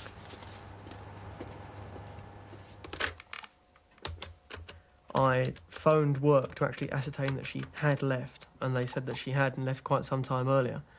I phoned a couple of friends to see if she was around there. I checked with the police to see if she had been involved in a road accident on her bike. I then reported her missing to the police at Hatfield. At dawn, 5 o'clock on Monday morning, police found Anne's bike 60 yards from the station shed. It was still padlocked. From here, Hertfordshire police have mounted a 7-week search of fields, woods and parkland near the Brookman's Park railway station. It's so far taken over 16,000 man-hours. It's turned up some slight evidence that Anne Locke might have got as far as Brookman's Park that Sunday night. Her diary and address book were found along the footpath that crosses Bluebridge Road. Inspector Paul Dockley, you personally found that address book, but it was 700 yards away from the diary found by one of your colleagues. That is quite correct. Now, how do you account for that? Well, in fact, one of the considerations we're making is that that bag that Anne was carrying, which is a black zip-up bag, which we have here... This is a replica, yeah? This is a replica. Could have been found and the items abandoned from that bag by some passerby after the event. Now, obviously, we have made inquiries with the Director of Public Prosecutions with regard to this, and he's agreed that there will be no police prosecution if any person comes forward saying they found that bag, removed any of the contents or the money that was in it, as long as they're not involved with the disappearance of Anne Locke. And of course, it could have been somebody quite innocently finding Well, a address possibly. book, whatever, tossing it away, thinking it was of no good to anybody. that's You quite desperately need anybody who found the bag or the contents, anything like that in that area. Now, that teenager who saw that man acting strangely on the Sunday night at Brookman's Park, that was a fairly strange piece of behaviour. Well, not only was there that, but on the previous day, the Saturday, at 11:45 in the evening, some people had been to a dinner party in Brookman's Park and returning to the station, and there was a bench across the entrance to the platform, which made them walk in a rather obscure angle onto the platform. They were approached by a man. He asked what time the last train was, stood around for a few minutes, and then he made his way out of the platform and up the stairs and out of view, and he hasn't been seen since. So on 2 consecutive nights, just before she disappeared, around the time she disappeared, there was somebody acting strangely. You've got a description. We've got the first video fit of this man. Can you describe him to us? Yes, this man is described as 35 to 40 years. He's 5'6" tall, of medium build. He has a receding hairline and collar-length brownish hair, dark brown hair. He was wearing a bomber jacket and dark-coloured jeans or trousers, and it is believed that he just spoke with a local accent. Right, now that's an entirely new description, and of course the man presumably need not have been a local. I mean, Brookman's Park is right on the A1 and the M25. That is correct, So yes. he could, frankly, have come from anywhere. He could have done. She's been missing a long time now. I mean, do you think there's any chance that Anne is still alive? We're obviously very concerned for her safety, and we do fear that she may have come by her death. Right.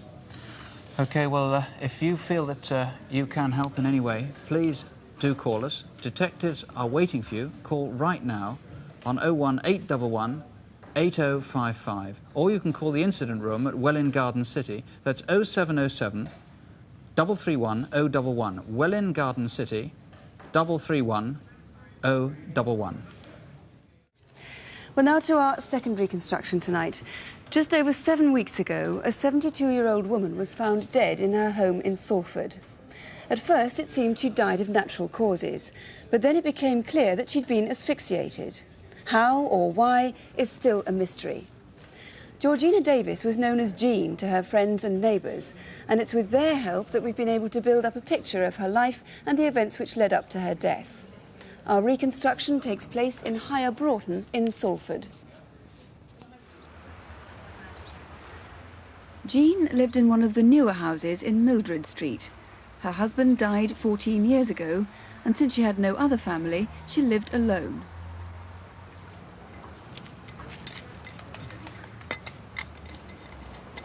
Morning, Jean. Oh, hello, Nona. It's a nice day, isn't it? Yes, it is. If it keeps up, I'm thinking of taking the dogs over to Ainsdale Beach and giving them a bit of a run. Oh, good. Do you think they'll sleep tonight, then? Jean was a very house-proud lady, always keeping the house clean and tidy and spick and span outside and in. She was a very nice person to speak to. She was a totally professional nurse. If you can understand me, she was a lady who had been nursing all her life, and that's what she lived for, actually. Jean retired 18 months ago as matron of Broughton House, a home for disabled servicemen, but she still did part-time private nursing. Her social life centred on the Griffin, her local pub. A few of her friends met there regularly on Tuesday evenings. If she wasn't working, she often joined them. Jean had one other regular evening appointment, which is still unexplained. The local butcher opposite the Griffin describes what he saw every week. About 6 to 6:30, usually near to 6:30, Jean always used to come and stand on this corner, one night a week. And the black escort, which used to come from the direction of Littleton Road, used to pick her up. If the lights were on red, it picked her up on the Cromwell roadside. If they're on green, she crossed over and it picked her up outside the telephone box. And it always drove off in the direction of Great Clear Street. Apart from nursing, Jean's other great love was animals. She had 2 dogs of her own which she adored, and she took them for walks once or twice every day.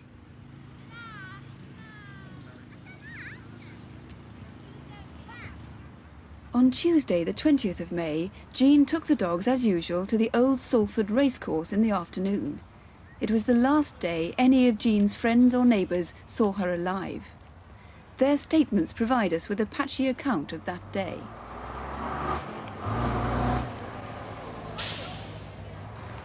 I went to the post office that day, caught the number 13 bus back, and then I crossed over the road and saw Jean with the 2 dogs. Hiya, Jean. Oh, hello, dear. How are you? I'm fine, thanks. How are your parents getting on? Oh, they're all right. She seemed normal within herself, quite happy. One's exhausted.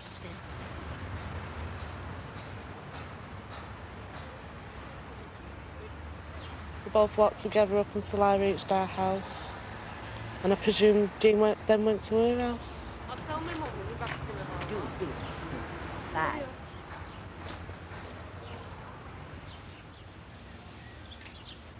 Well, it'd be about 5:45 to 6 o'clock. It had been raining and it was a pretty sort of murky evening, really. I was aware of a car passing, didn't realise at the time that it was Jean's Metro. But when I looked back, I saw this car had parked on the opposite side of the road, and I saw Jean coming across the street. She looked a bit angry, actually, so I thought, well, you know, it's not a kind of time to have a chat to her, really. And then I came into my drive and she sort of disappeared to go into hers.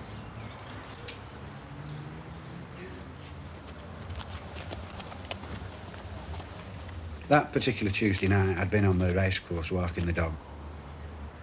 On my way off, decided I'd call at Jean's and invited out for a drink.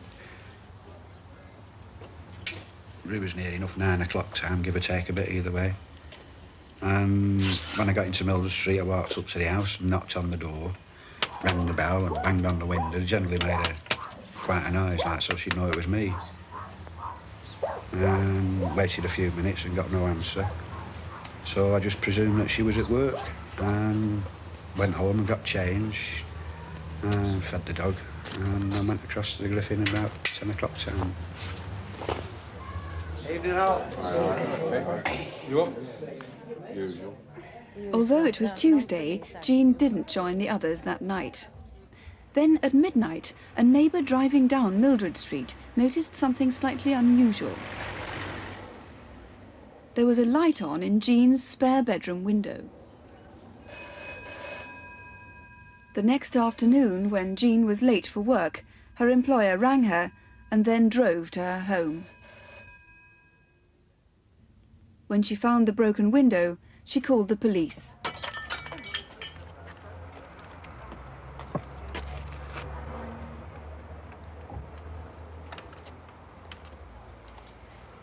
Drop to Sergeant Nicholson.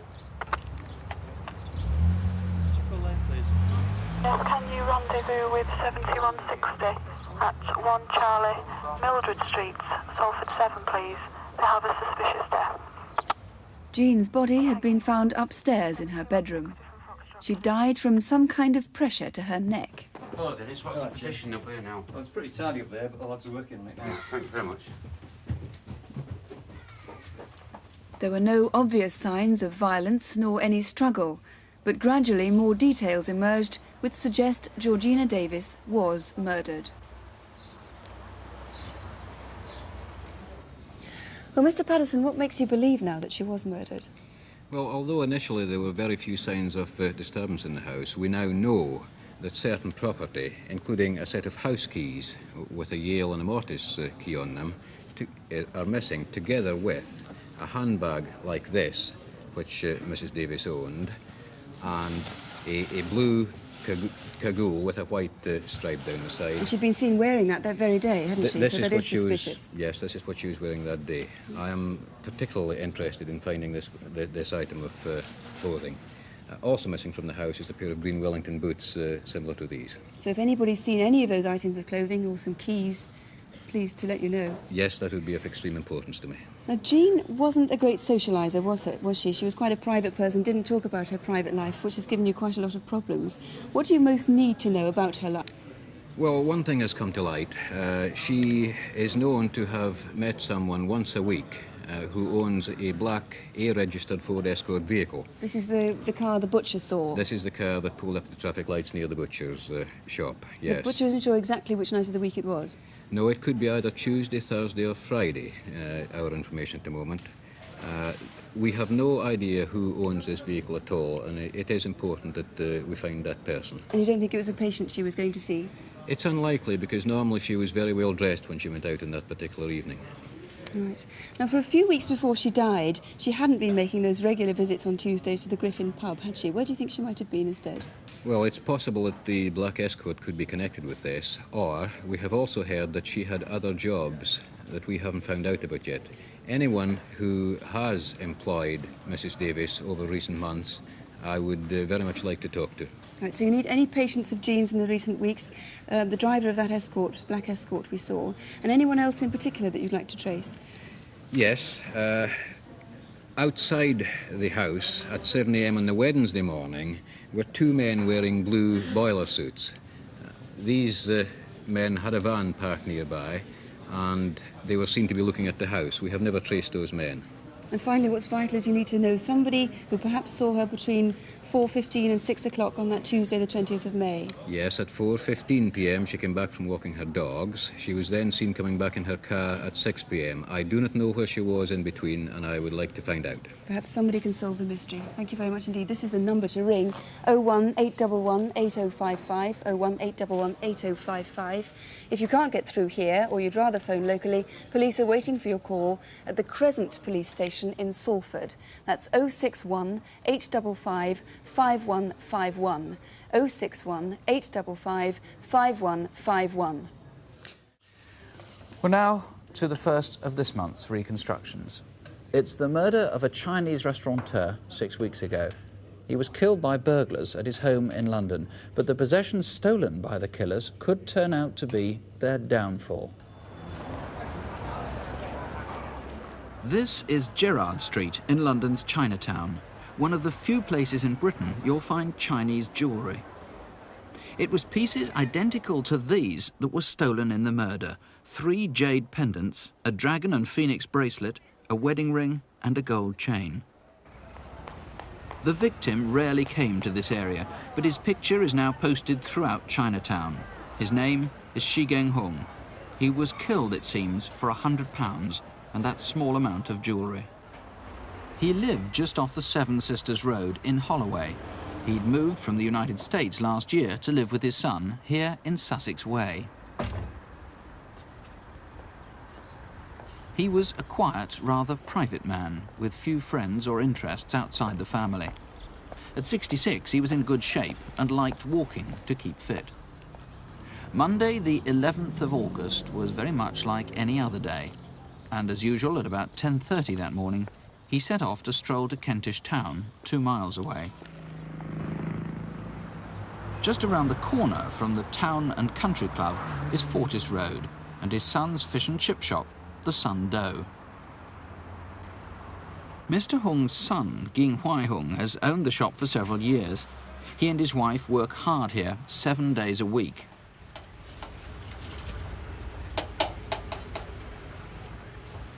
That Monday, Shi Geng-hung was especially pleased to see his granddaughter, Rosie. She and her mother had stayed the previous night in the living quarters above the shop.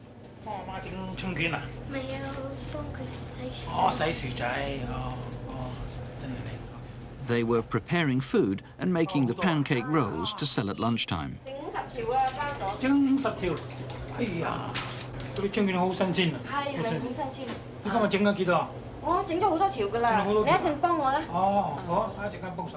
Shi Geng-hung knew a great deal about the catering trade. He jointly owned a restaurant in Brooklyn in New York. This photo was taken 11 years ago. He'd lived all across the world, in Guangzhou, in China, in Hong Kong and in Jamaica. After selling up the Brooklyn restaurant, he'd come to live in England 15 months ago with his son and family. The restaurant sale had left him money for his retirement, and he still had plans to travel before settling down. Mr. Hung stayed at the shop until closing time just after lunch at around 2:30.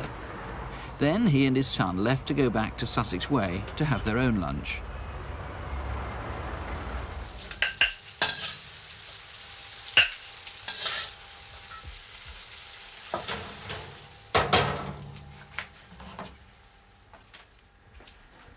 我有消息關於你阿叔。乜嘢啊？你阿叔同你阿嬸咧，依家人在香港，咁咧佢哋咧就，我諗今年咧就翻去香港了啊。你幾時想去啊？大約聖誕時間啦嚇。食飯，食啦。 The son remembers nothing was unusual that Monday afternoon. At about 4:45, he left to go back to the shop. His father seemed happy and at ease. Shi Genghong loved reading and gardening. At 6:50 that evening, a neighbour noticed he was out in his garden cutting back the ivy. This was the last time Shi Genghong was seen alive, except, that is, by whoever killed him. It seems he spent the evening quietly in the house.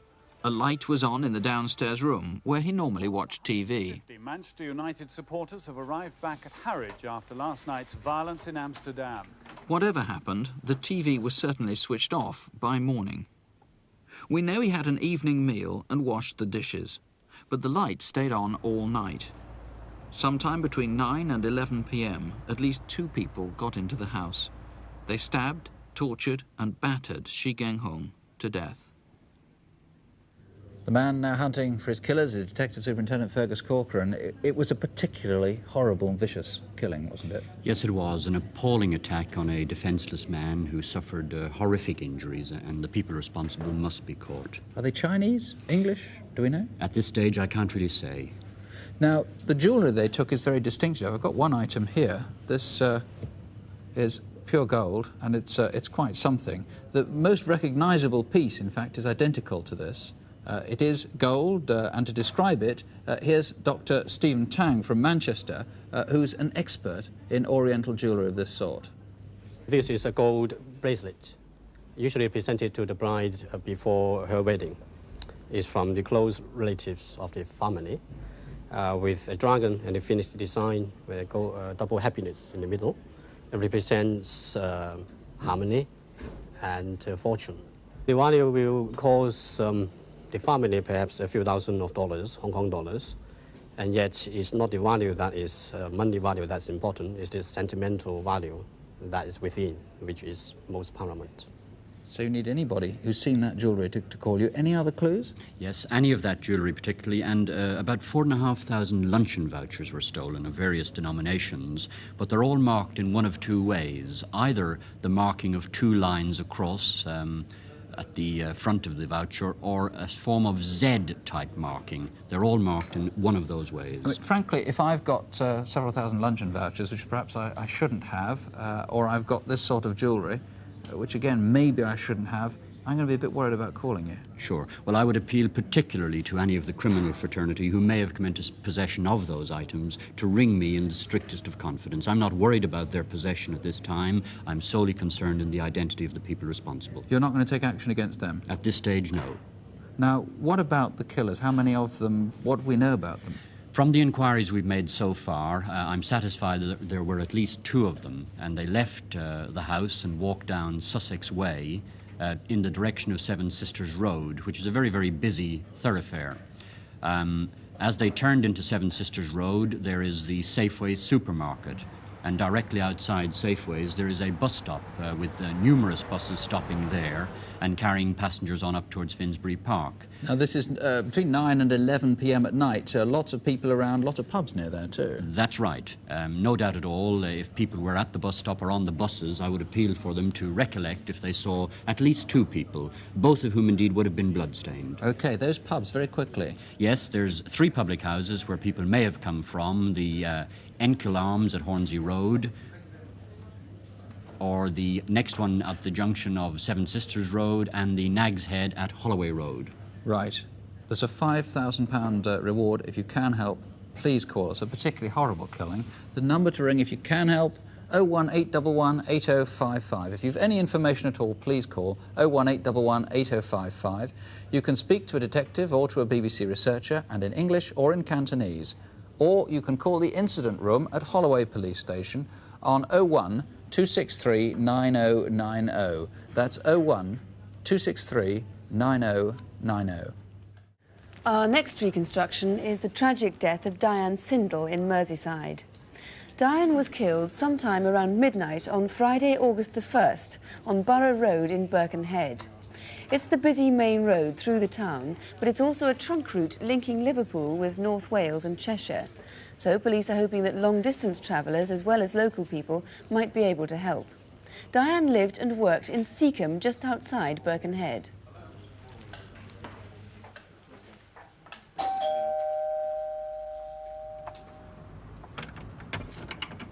Hi. Are you okay? 21-year-old Diane Sindall was a florist. Residents of Seacombe were used to seeing her blue van making deliveries. She'd been engaged for 4 years, and she was planning to get married next year. During the day, she worked at her uncle's greengrocer in Seacombe, just round the corner from her flat.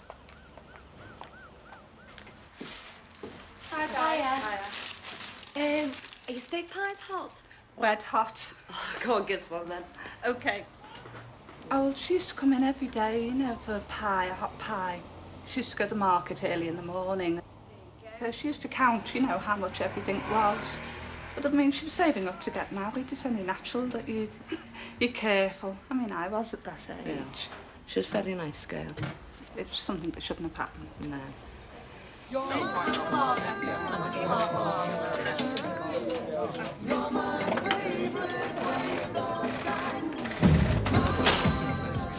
For the past year, she'd been earning extra money, working 3 evenings a week at a pub called the Wellington, just outside Birkenhead in Bebington.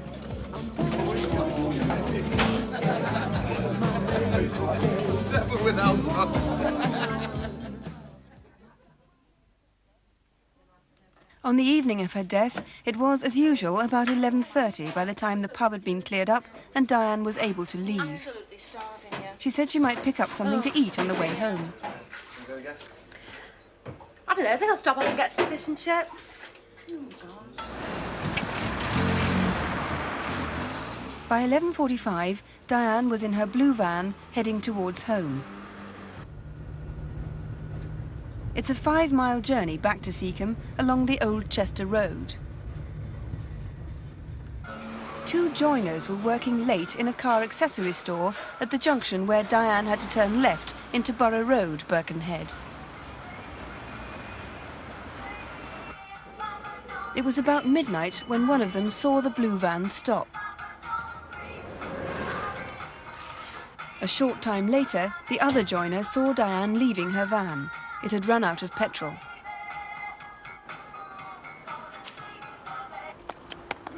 Diane set out along Borough Road, walking away from the centre of Birkenhead in the direction of Tranmere.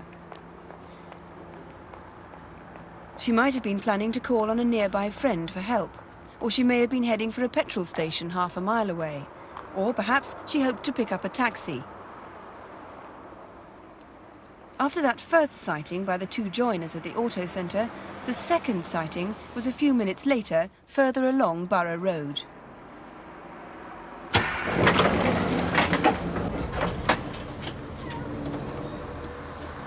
Crossville Bus Company driver Gary Lamb on his last run of the night. I was on the last 87 bus from Parkgate, which leaves Parkgate at 11:30, and that'll get me down to Borough Road about midnight. What I seen was a young girl just before the 42 bus stop on Borough Road, and she seemed to be looking in a bag and turning round as if she was looking for a bus. There was definitely no chance she'd get a bus that time of night. Then a third sighting within yards of the bus drivers. It was soon after 12:10. A taxi driver looking for fares. It was around about 12:10. I was driving along Borough Road. 10 light on Borough Road. As I passed the garage at the bottom of Argyle Street, I saw a couple ahead of me. When I passed them, I noticed they were arguing. The fella put his hand out towards the girl. They appeared to know each other, but they were definitely arguing. It was as if they'd been to a club and then, had a fight, and then were walking home together, Further along Borough Road, a couple driving home saw her near the junction with Whetstone Lane. As far as we know, this was the last time she was seen alive. The mystery is that Diane's body was found in an alley 150 yards back along Borough Road. Had she walked back, or had somebody driven her back? The next day, Saturday the 2nd of August, around noon, a local woman was walking her dog. Diane's body was lying only yards from Borough Road.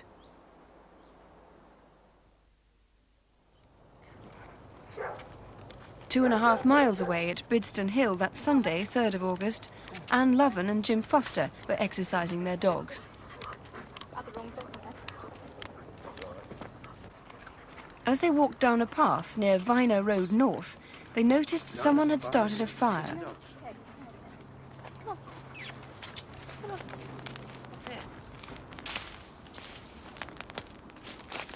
Jim found a bag, a pair of blue jeans, and some other clothing still burning.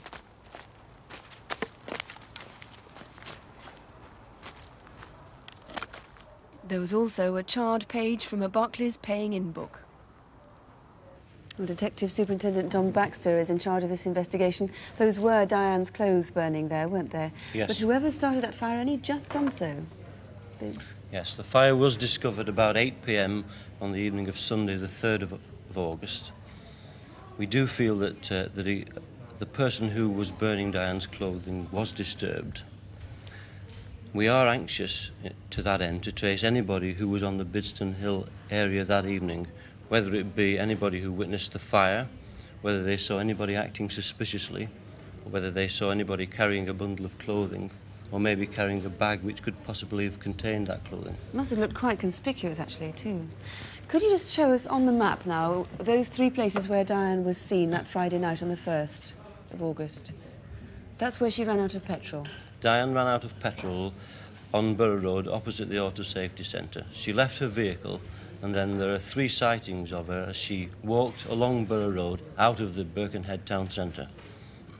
The extraordinary thing is that that last sighting at the junction of Borough Road with Whetstone Lane, her body was found 150 yards back along Borough Road. Now, how do you account for that? Well, we don't know. We haven't got any sightings whatsoever of Diane walking back along Borough Road towards the town centre. Her body was found very near where the taxi driver saw her, and she appeared to be arguing with somebody in a leather jacket. You're obviously anxious to find him. Yes, this is a very important sighting.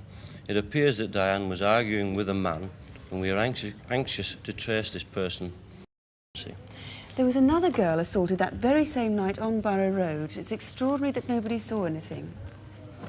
Yes, there was a girl assaulted on Borough Road that evening. She was a 17-year-old girl who was dressed in yellow. She was subjected to an indecent assault and was eventually found on a park bench, sobbing and in a distressed condition. Don't you feel somebody must have seen something? If 2 girls are assaulted on the same road, it's a busy road. Yes, I do.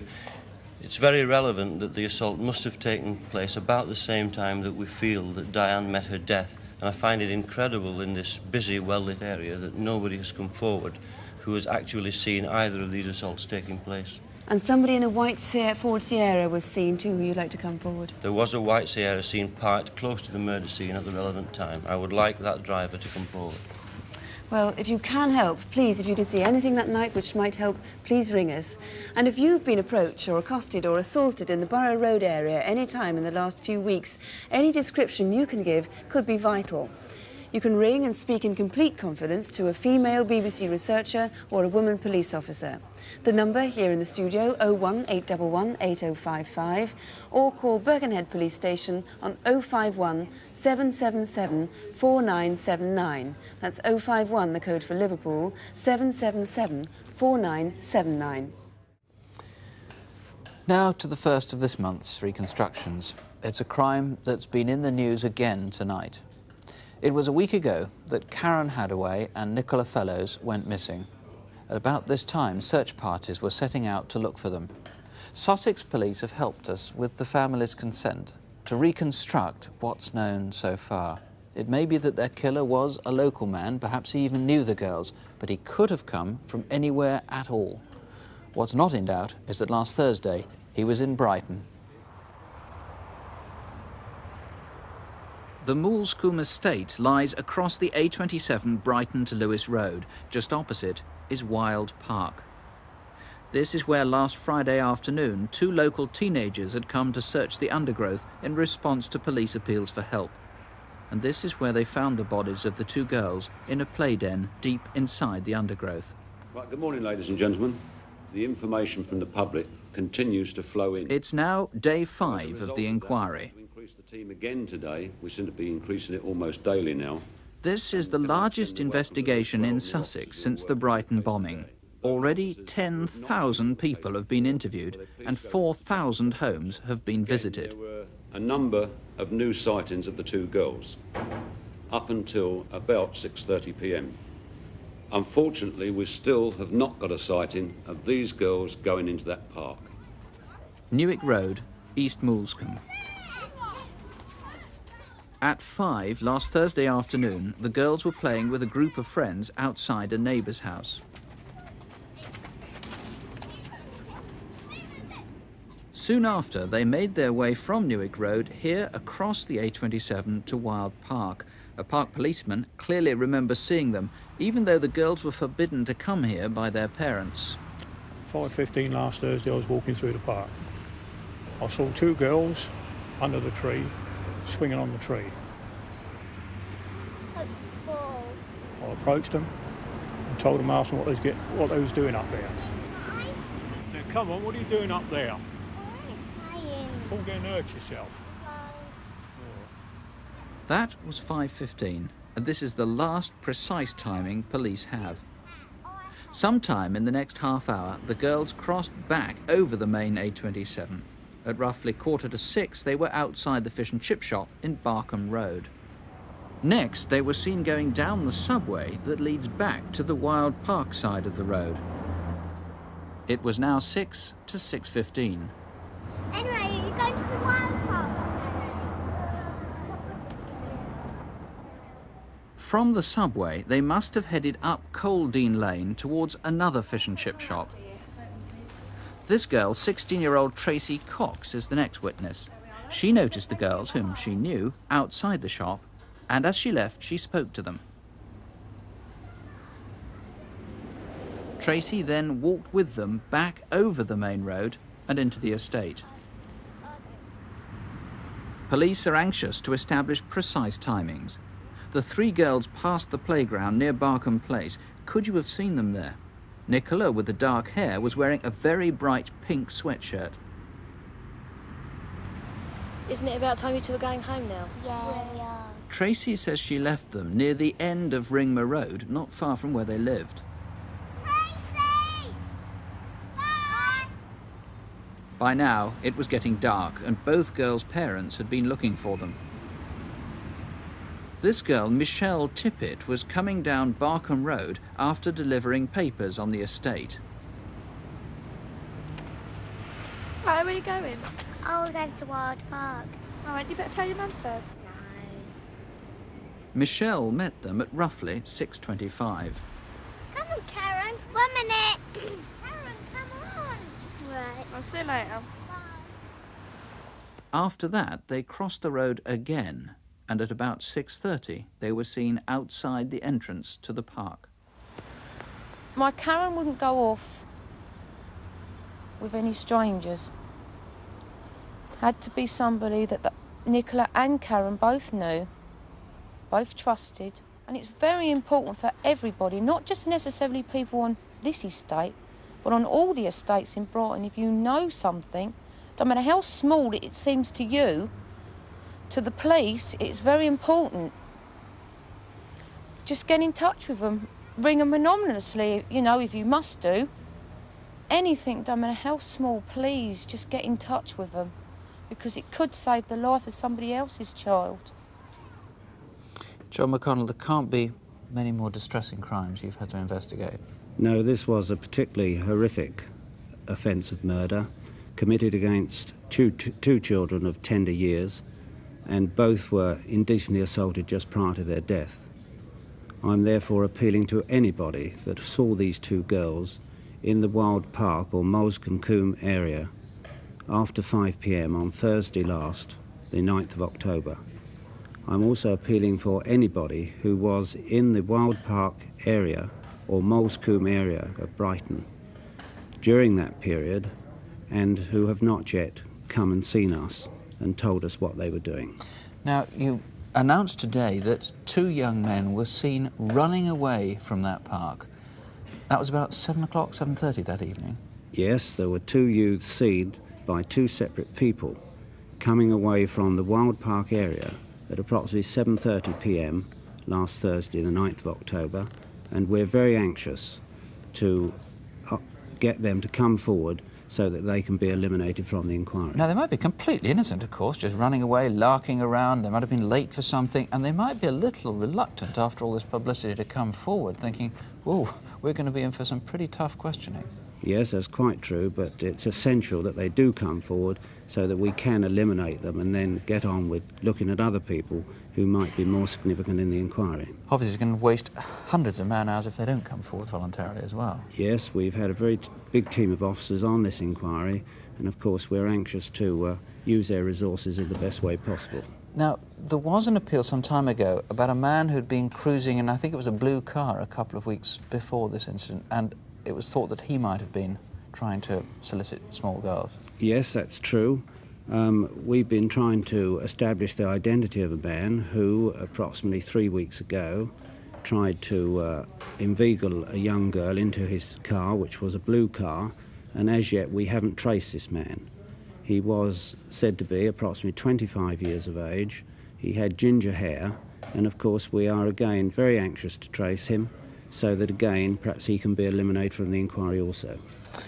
Well, please remember, if you can help in any way, it might be that someone's moved in to you near where you live who you think might have been in Brighton at the time. It might have been somebody local about whom you have suspicions. It doesn't matter where you live.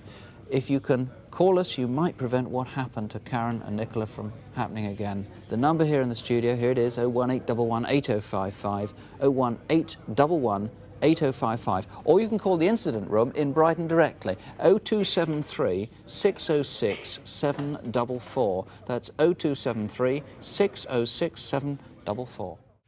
It's now nearly 12 weeks since Suzy Lamplugh left her estate agent's office to meet a client and never returned. Perhaps the unusual nature of the crime, perhaps the fact that 25-year-old Suzy was such an attractive, outgoing girl, kept the press constantly interested in her case. In fact, the stories about what happened to Suzy are so many and varied that the facts have become somewhat obscured by rumour and gossip. The reconstruction you're about to see is based entirely on what is known, on police evidence and eyewitness reports. It begins in Putney, southwest London, on the morning of the day Suzy disappeared. Monday, the 28th of July. Susanna was getting up in her flat in Disraeli Road in Putney. In the news, the Queen's private secretary has rejected claims by the Sunday Times that there have been differences between the palace and the Prime Minister over Mrs Thatcher's policies. In a letter to this morning's Times, he says the Queen's press secretary Michael Shea did speak to the... Suzy shared her flat with a lodger, Nick Bryant. Hi, Suze, I'm off. Oh, hi, you're up early.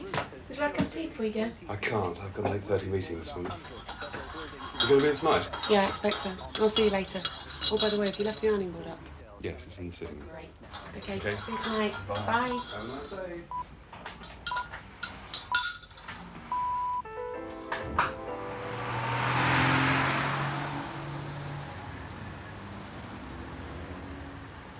Just after 8:30, Suzy set off for work in her company car.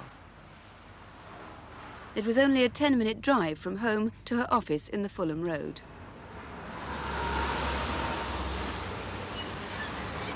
Hello, this is Susanna Lamplugh from Sturgis in Fulham. Did you receive our details that we sent through to you? Oh, good. Did you see anything? Susanna had worked for Sturgis estate agents as a negotiator for just over a year. It's a two-bedroom house. Her job involved taking on new clients and showing them round properties. Sometimes she'd have as many as 6 houses to show in a day.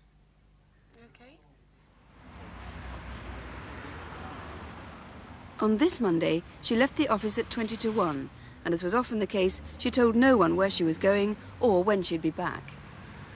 As well as her own keys and purse, she took with her property details and keys for a house in Shorolds Road, number 37. Exactly what happened after Suzy left her office isn't clear. There's no doubt she went to Shorolds Road, but in fact there are 3 streets in Fulham which provide vital sightings. In Shorolds Road, 3 witnesses saw Susanna outside number 37. The first witness was on his way home. He saw Suzy standing in the gateway. She seemed to be waiting for someone. 10 minutes after that, the owner of the house next door heard someone leaving number 37.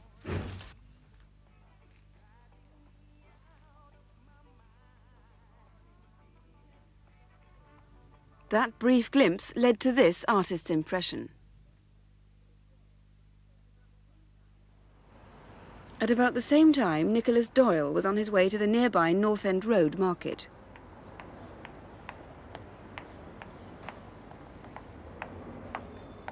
Doyle remembers the man was carrying a bottle of champagne with ribbons on it. From his description, police later produced this identikit picture of the man. But strangely, Suzy's car was never seen in Shorolds Road. A number of people did see it a mile away in Stevenage Road. It's a 5-minute drive from Sturgis, and it was exactly 5 minutes after she'd left the office that the first sighting came. At 12:45, as Wendy Jones was leaving home to go shopping, she noticed the white Ford Fiesta parked immediately opposite her house. Just before 2, a taxi driver who lived close by also noticed the car. By 3:30, Wendy Jones was back and the car was still in exactly the same place, slightly overlapping the entrance to a neighbour's garage.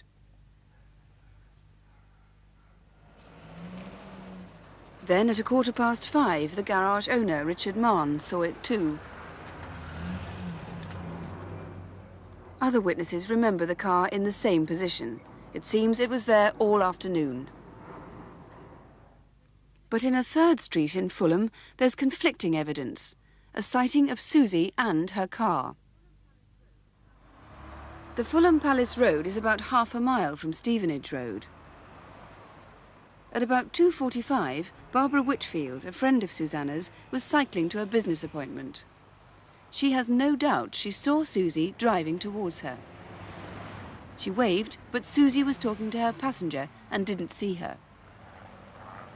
I'm sure it was Suzy, because I knew her very well. At the time, I was convinced it was her car as well, although it conceivably could be one that was just similar. They're quite common. I didn't get a chance to look at him, because she was turned towards him. And anyway, I was concentrating on her rather than him. By 3:30 that afternoon, Sturgis manager Mark Gurdon and his staff were becoming concerned by Susanna's absence. In her desk diary, they noticed an appointment for 12:45.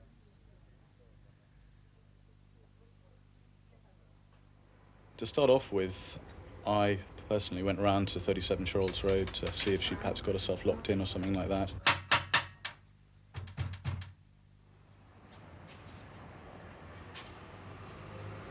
After there was no joy there, we phoned round between us, loaded the local hospitals to see if she'd been involved in an accident with her car or anything like that.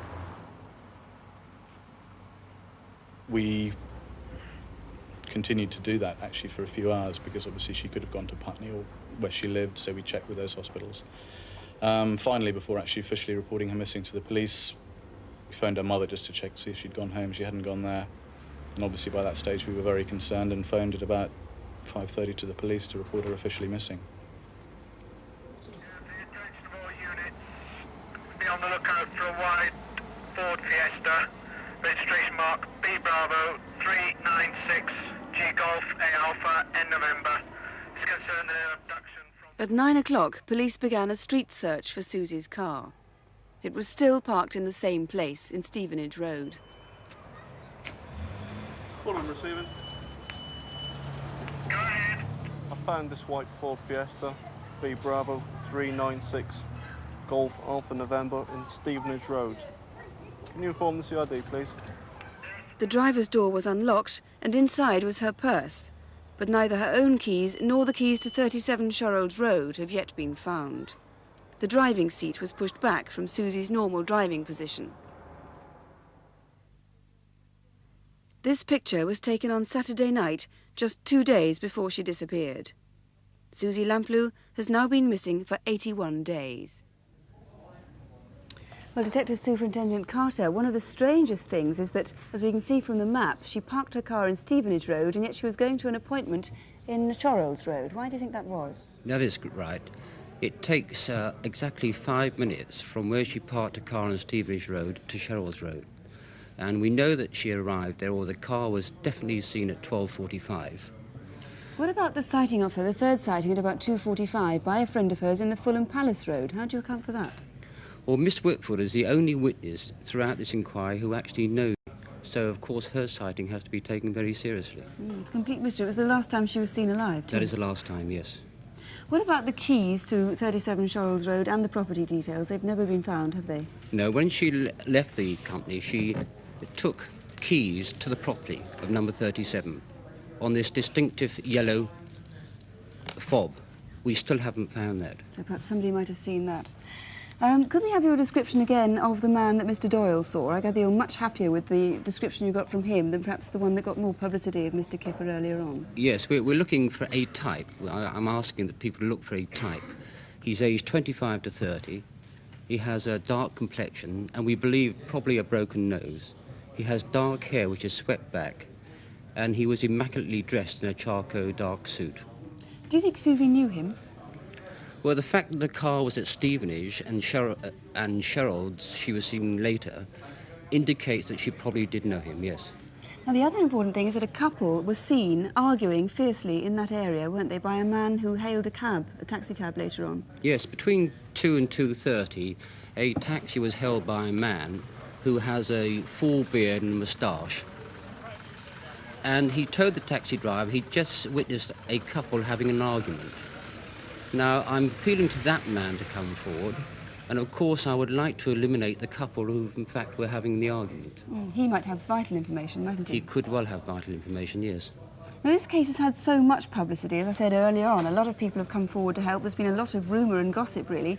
What do you think that tonight's reconstruction might achieve that all this publicity hasn't so far? Well, it's nearly 12 weeks since Suzy disappeared. Now, I'm absolutely convinced that somewhere out there knows and can help us. And I do earnestly appeal for that person to come forward.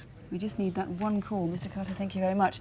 Do please call us if you have anything that might help. It's 01 811 8055 here to the studio, 01 811 8055. Or you can call the inquiry headquarters, and that is 01 741 6212. That's London 741 6212, and ask for the incident room. Our next film is about the sad death of Lorna Hayles, sometimes known as Lorna Black, a bubbly, exuberant young woman who, underneath the smiles, may have been rather lonely. She had a 12-year-old son and seemed upset that his adoptive parent was taking him to live abroad. To the world, she remained vivacious and energetic. She was very small, incidentally, just 5 feet tall. Now, around the 1st of August, perhaps as the result of an argument that got out of hand, someone who probably knew her killed her by plunging a carving fork into her neck. The reconstruction begins, though, 1 month after that, on the afternoon of Friday, the 29th of August, in South London. Tasman Road in Brixton. Police were called to investigate a swarm of flies at number 5. Lorna hadn't been seen for weeks and her neighbours were concerned. She was lying on the bedroom floor and forensic tests showed she'd been there since the beginning of the month. She was probably killed on Friday, the 1st of August. How's incident room? Can I help you? Detectives have had a great deal of cooperation. Everyone liked Lorna, and they can find no reason for her murder. But maybe you can fill some crucial gaps in the calendar they've built up of her final weeks. This is a week before she died, the City of London, on Thursday, July the 24th.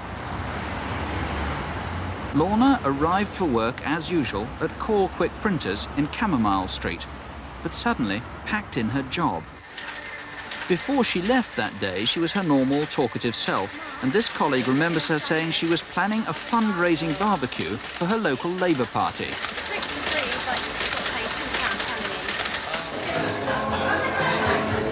To make friends and earn a little extra cash, Lorna helped out in the Brixton Town Hall Social Club. She was last seen here on Friday evening, the 25th of July. The day after, on Saturday the 26th, she came here to Young's Court in Battersea. She still had the keys to her old flat here. She'd sublet the place, but now still called round from time to time. Part 3 of the Best of Rod. We start with a top 5 hit from the beginning of 1978. Hi. Hot Legs. How are you? All right. All right? Yeah. Great. I just come to pick up some things. That's very good. This man, Albert, was her tenant, and he recalls that Lorna was planning to go out that afternoon and had called round for a special dress. Hey, girl, where are you going dressed up like this? I'm going to a fashion party. Great. Did I look nice? You look beautiful. This photo shows Lorna in that very dress. She'd hardly be missed in all that striking gold. And yet, still detectives don't know whose party or whose fashion parade Lorna was going to that day. The next day, Sunday, was the day of Lorna's barbecue. But curiously, at 2:30, just before it was due to start, she asked a fellow Labour Party helper to give her a lift here to Clapham Road. Goodbye. Thanks for the lift. I'll see you later. All right, see you, Lorna. Bye-bye. She said she had to go to Putney. It may not be significant, but this is another gap in Lorna's last week. Did she go to Putney that afternoon? She could have taken the Victoria or Northern lines to almost anywhere from Stockwell Tube. By 9 o'clock that evening, her barbecue was almost over, except for two couples who arrived late.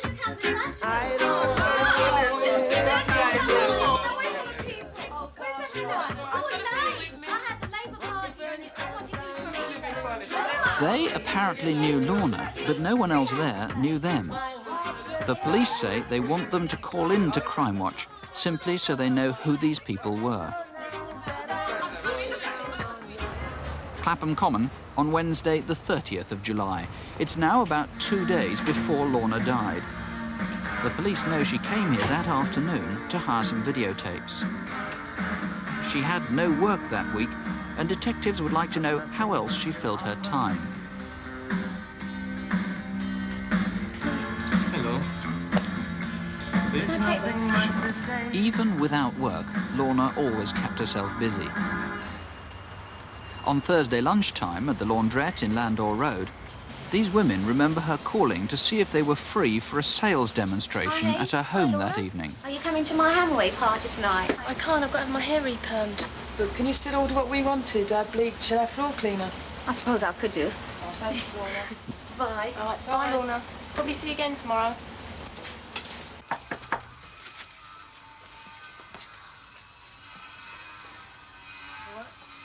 For Lorna, the salesman's visit that evening was another chance to have people round to her house.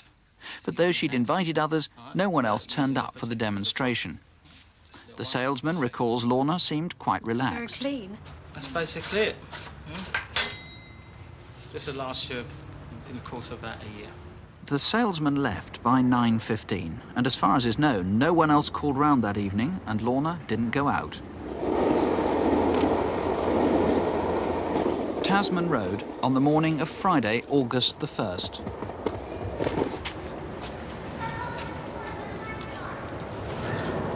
Lorna's papers were delivered, and then there's one last sighting of her as she popped into the laundrette again. As always, she put on a bubbly, cheerful and optimistic front. I've got an interview in North London with this writer.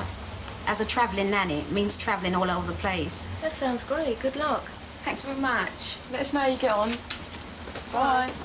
Oh, by the way, I've ordered your cleaning stuff. Right, thanks. Bye. Cheers. And Mr. Richards, that was a curious thing that Lorna said just at the end there. She said that she was going for this job as a travelling nanny. She already knew, I gather, that she hadn't got that job. Yes, that's true, but Lorna's the sort of girl who'd find it very difficult to admit failure. She wanted success. She wanted friends. Yes. You're pretty sure it was one of the friends that killed her. Now, why do you think that? Why was it someone who knew her? Well, in most murder cases, of course, it's a friend or somebody who they know. In Lorna's case, we do know she was cautious. She did not open the door to anyone. She either peeped round the curtains before she let anyone in, and I don't think she would let anyone in at that time of the night unless she knew them well. Now, as I said in the film, you've had enormous cooperation. Her friends have tried to help when they've known you've wanted them. You've traced dozens already, I gather. Yes, we have. We've spoken to more than 200 people. But there are still others you need to get in contact with you? Yes, there are. There are some, I'm sure, who don't even know we're making our inquiries. Any in particular? Yes, well, I have a calendar here, which used to hang in her kitchen. And as you can see, on the 9th of August, is detailed a wedding. Saturday the 9th of August, wedding, it says. She never went, of course, because by then she was dead. But who invited her? That's exactly what we want to know. Right. That gold dress she was wearing, now obviously that was very, very distinctive. Nobody's come forward who saw her in that. No, nobody at all, and I don't believe she would have gone very far away from Battersea, possibly on that Doddington estate where she used to live. Somebody there can come forward and help us. Right. You've brought an address book. Yes, I have. This address book was from her handbag, and it shows a party. There it is in pencil. A party on the 2nd of August, 1986. So, who invited Lorna Hayles to a party on the 2nd of August, 1986? Whoever it was, please contact us. Of course, the other thing from the film were those latecomers to the barbecue. Yes, we still don't know who they are. They could fill in a very important part of the last days of her life. And it's vital that they come forward and talk to us. Who are they? Any idea? I've no idea who they are. These are other friends who we just cannot find at the moment. Now, I gather you have some reason to believe that this was an accidental killing. In other words, whoever did it may not have intended, really, death to be the outcome. Yes, I've got that very much in mind. And anybody who perhaps is watching this programme, he could rest assured that if he contacts us, we can think it may have been an accident. We're quite willing to talk about that. I think it was a temper and perhaps an immediate accident, an accident with one stab wound. Well, if whoever did it is watching, do please call. Obviously, it's better if you call the police than they call on you. If you've got suspicions, then if you were involved in any of the incidents that we've shown, if you're a friend of hers, if in any way you can help, here's the number, 01811 8055, 01811 8055, or of course you can call the incident room. That's on 01 326 1212. That's 01 326 1212. The first of this month's reconstructions is of a crime that you may have read about. Indeed, you may have thought that it was solved. It's been in the news quite a bit. It's about two girls from the same school in Leicestershire who were both 15, both sexually assaulted and both murdered. But there were 3 years between the killings. The first was a notorious unsolved crime called the Black Pad murder after Black Pad Lane, where the body was found. The victim was Linda Mann, and her mother made a prophetic appeal for public help. If anybody knows anything or saw anything, they must come forward and help, because it can only happen again. On Thursday, the 31st of July this year, it seemed as though it had. Not far from where Linda had been strangled, Dawn Ashworth died in broadly similar circumstances. Suspicion fell upon a 17-year-old youth who lived locally. He was arrested, and in a tape-recorded interview, he made a statement and was charged with Dawn's murder. But with nothing to link that suspect with the earlier crime, police used for the first time in criminal history a complex forensic test known as DNA or genetic fingerprinting. The results were conclusive, but not what detectives had expected. And 4 weeks ago, they called a press conference. Those tests which were carried out did not implicate Mr. Buckland in the death of Linda Mann. The results of the tests indicate that a person, as yet unknown, was involved in the deaths of the two girls. In other words, whoever sexually assaulted Dawn Ashworth was involved in both murders. And unless he's caught quickly, he could endanger someone else. What follows is a reconstruction of Dawn's final afternoon in her home village, Enderby, near Leicester. It's summer holidays, and Dawn is helping out at the village newsagents. You got my wages? Yes, there you are. Thanks so much for showing me. Have a nice holiday, and don't forget to send me a postcard. I won't. Bye. Okay, bye, love. Ta-da. This week's wages were especially welcome. Dawn and her family were off to Norfolk for their holidays. Dawn was a cheerful, bubbly girl, about to start in 5th form at the local grammar school. At 15, she wasn't yet much involved with boyfriends, but had a school friend whom she planned to see that night. She had the opportunity, being in the newsagents, to buy every new magazine that was available. And this really was what her money went on, clothes and her look. And she was changing and blossoming, really, from day to day. That Thursday, Dawn was going to the next village to see her friend. But her parents were also going out, so Dawn agreed to stay behind and look after her younger brother. Since the friend, Sharon, wasn't on the phone, she set off to tell her she wouldn't be free that night. Bye, Mum. We'll be back by 7.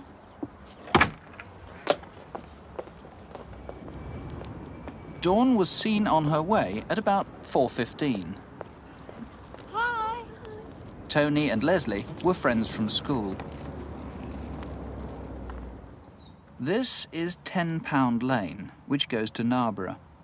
It's paved and lit at this end. But where it meets the M1, it narrows and eventually peters out into a track. At this point, Dawn had to make a choice.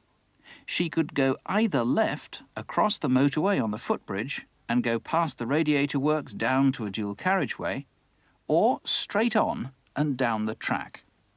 I always used to say to her, now, I would hate to think of you coming down here on your own in an evening. And I always used to impress on her, you should always use the footbridge. Always go over the footbridge that way. But, as I say, it is a shortcut, and it was a nice day. And it is a well-used route, there's no doubt about it. In late July, the lane would have been heavily overgrown with shoulder-high summer foliage. At the end of 10 Pound Lane is King Edward Avenue and Leicester Road, a busy dual carriageway.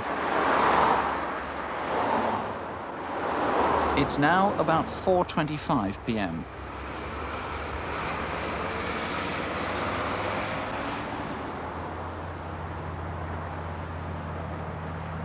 Through the hedge, and Dawn would have been straight into Carlton Avenue, where Sharon lived.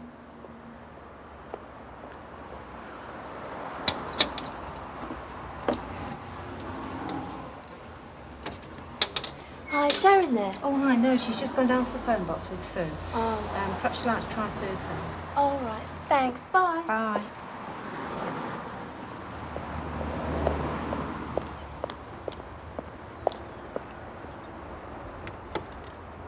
Hi, is Sue and Sharon there? I'm sorry, love, they're not here. They've probably gone for a walk to the village. Why don't you go and look for them? All right then, thanks, bye. Bye. Mrs. Alsop is the last person we know who spoke to Dawn, though from the kitchen in number 8, Mrs. Walker saw her pass by. It seems Dawn decided not to go searching in the village, but to head straight home. A motorist saw someone who looked like Dawn going back across the dual carriageway towards 10 Pound Lane.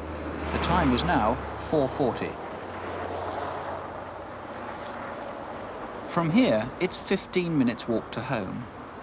It was a lovely July late afternoon, though there was a shower at about this time. Dawn got within 100 yards of where the track becomes an open pathway.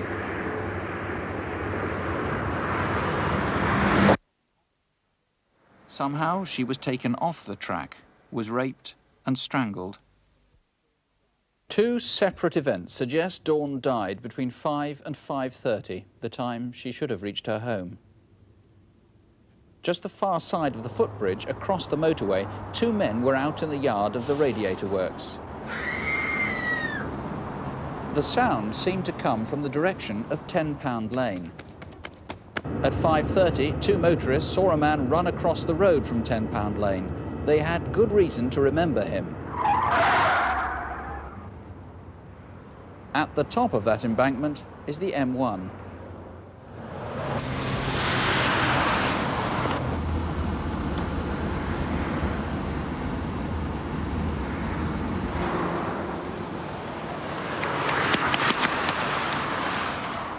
Tony Painter, it's not often you see someone racing across 6 lanes of a motorway, let alone a dual carriageway. Certainly not. That youth's actions were strange to say the least.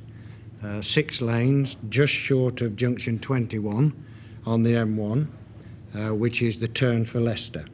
A pretty distinctive youth, about 20 years of age, late teens at least. He was 5'10", quite athletic to get up that embankment as he did, and has been described by the witnesses. If anybody saw him at all running across the M1, junction 21, you want them to call you? Certainly. Now, there was another guy apparently seen pushing a motorbike on the dual carriageway, not on the B4114. Yes, this is the dual carriageway that the youth had run across to get to the bridge, and he must have come down the other side of the M1, and we believe that the motorcyclist who was pushing his cycle along the pathway prior to that bridge could possibly have seen the youth when he came off the M1. Now, as the name implies, Crimewatch UK is a national programme, but to be blunt about it, it does seem quite likely, doesn't it, if not almost certain, that this killer is a local man. There are certain aspects of both the incidents that would tend to lead to that supposition, yes. That being the case, there must be husbands who are suspected by their wives. I mean, it's a tragic circumstance, but there must be people who have suspicions about sons, about husbands, about cousins. Yes, we understand that. And my appeal tonight is that the decision to let me know that they suspect a relative is an extremely hard one to make. But we've now had 2 murders in 3 years, and there's a distinct possibility that this man may strike again.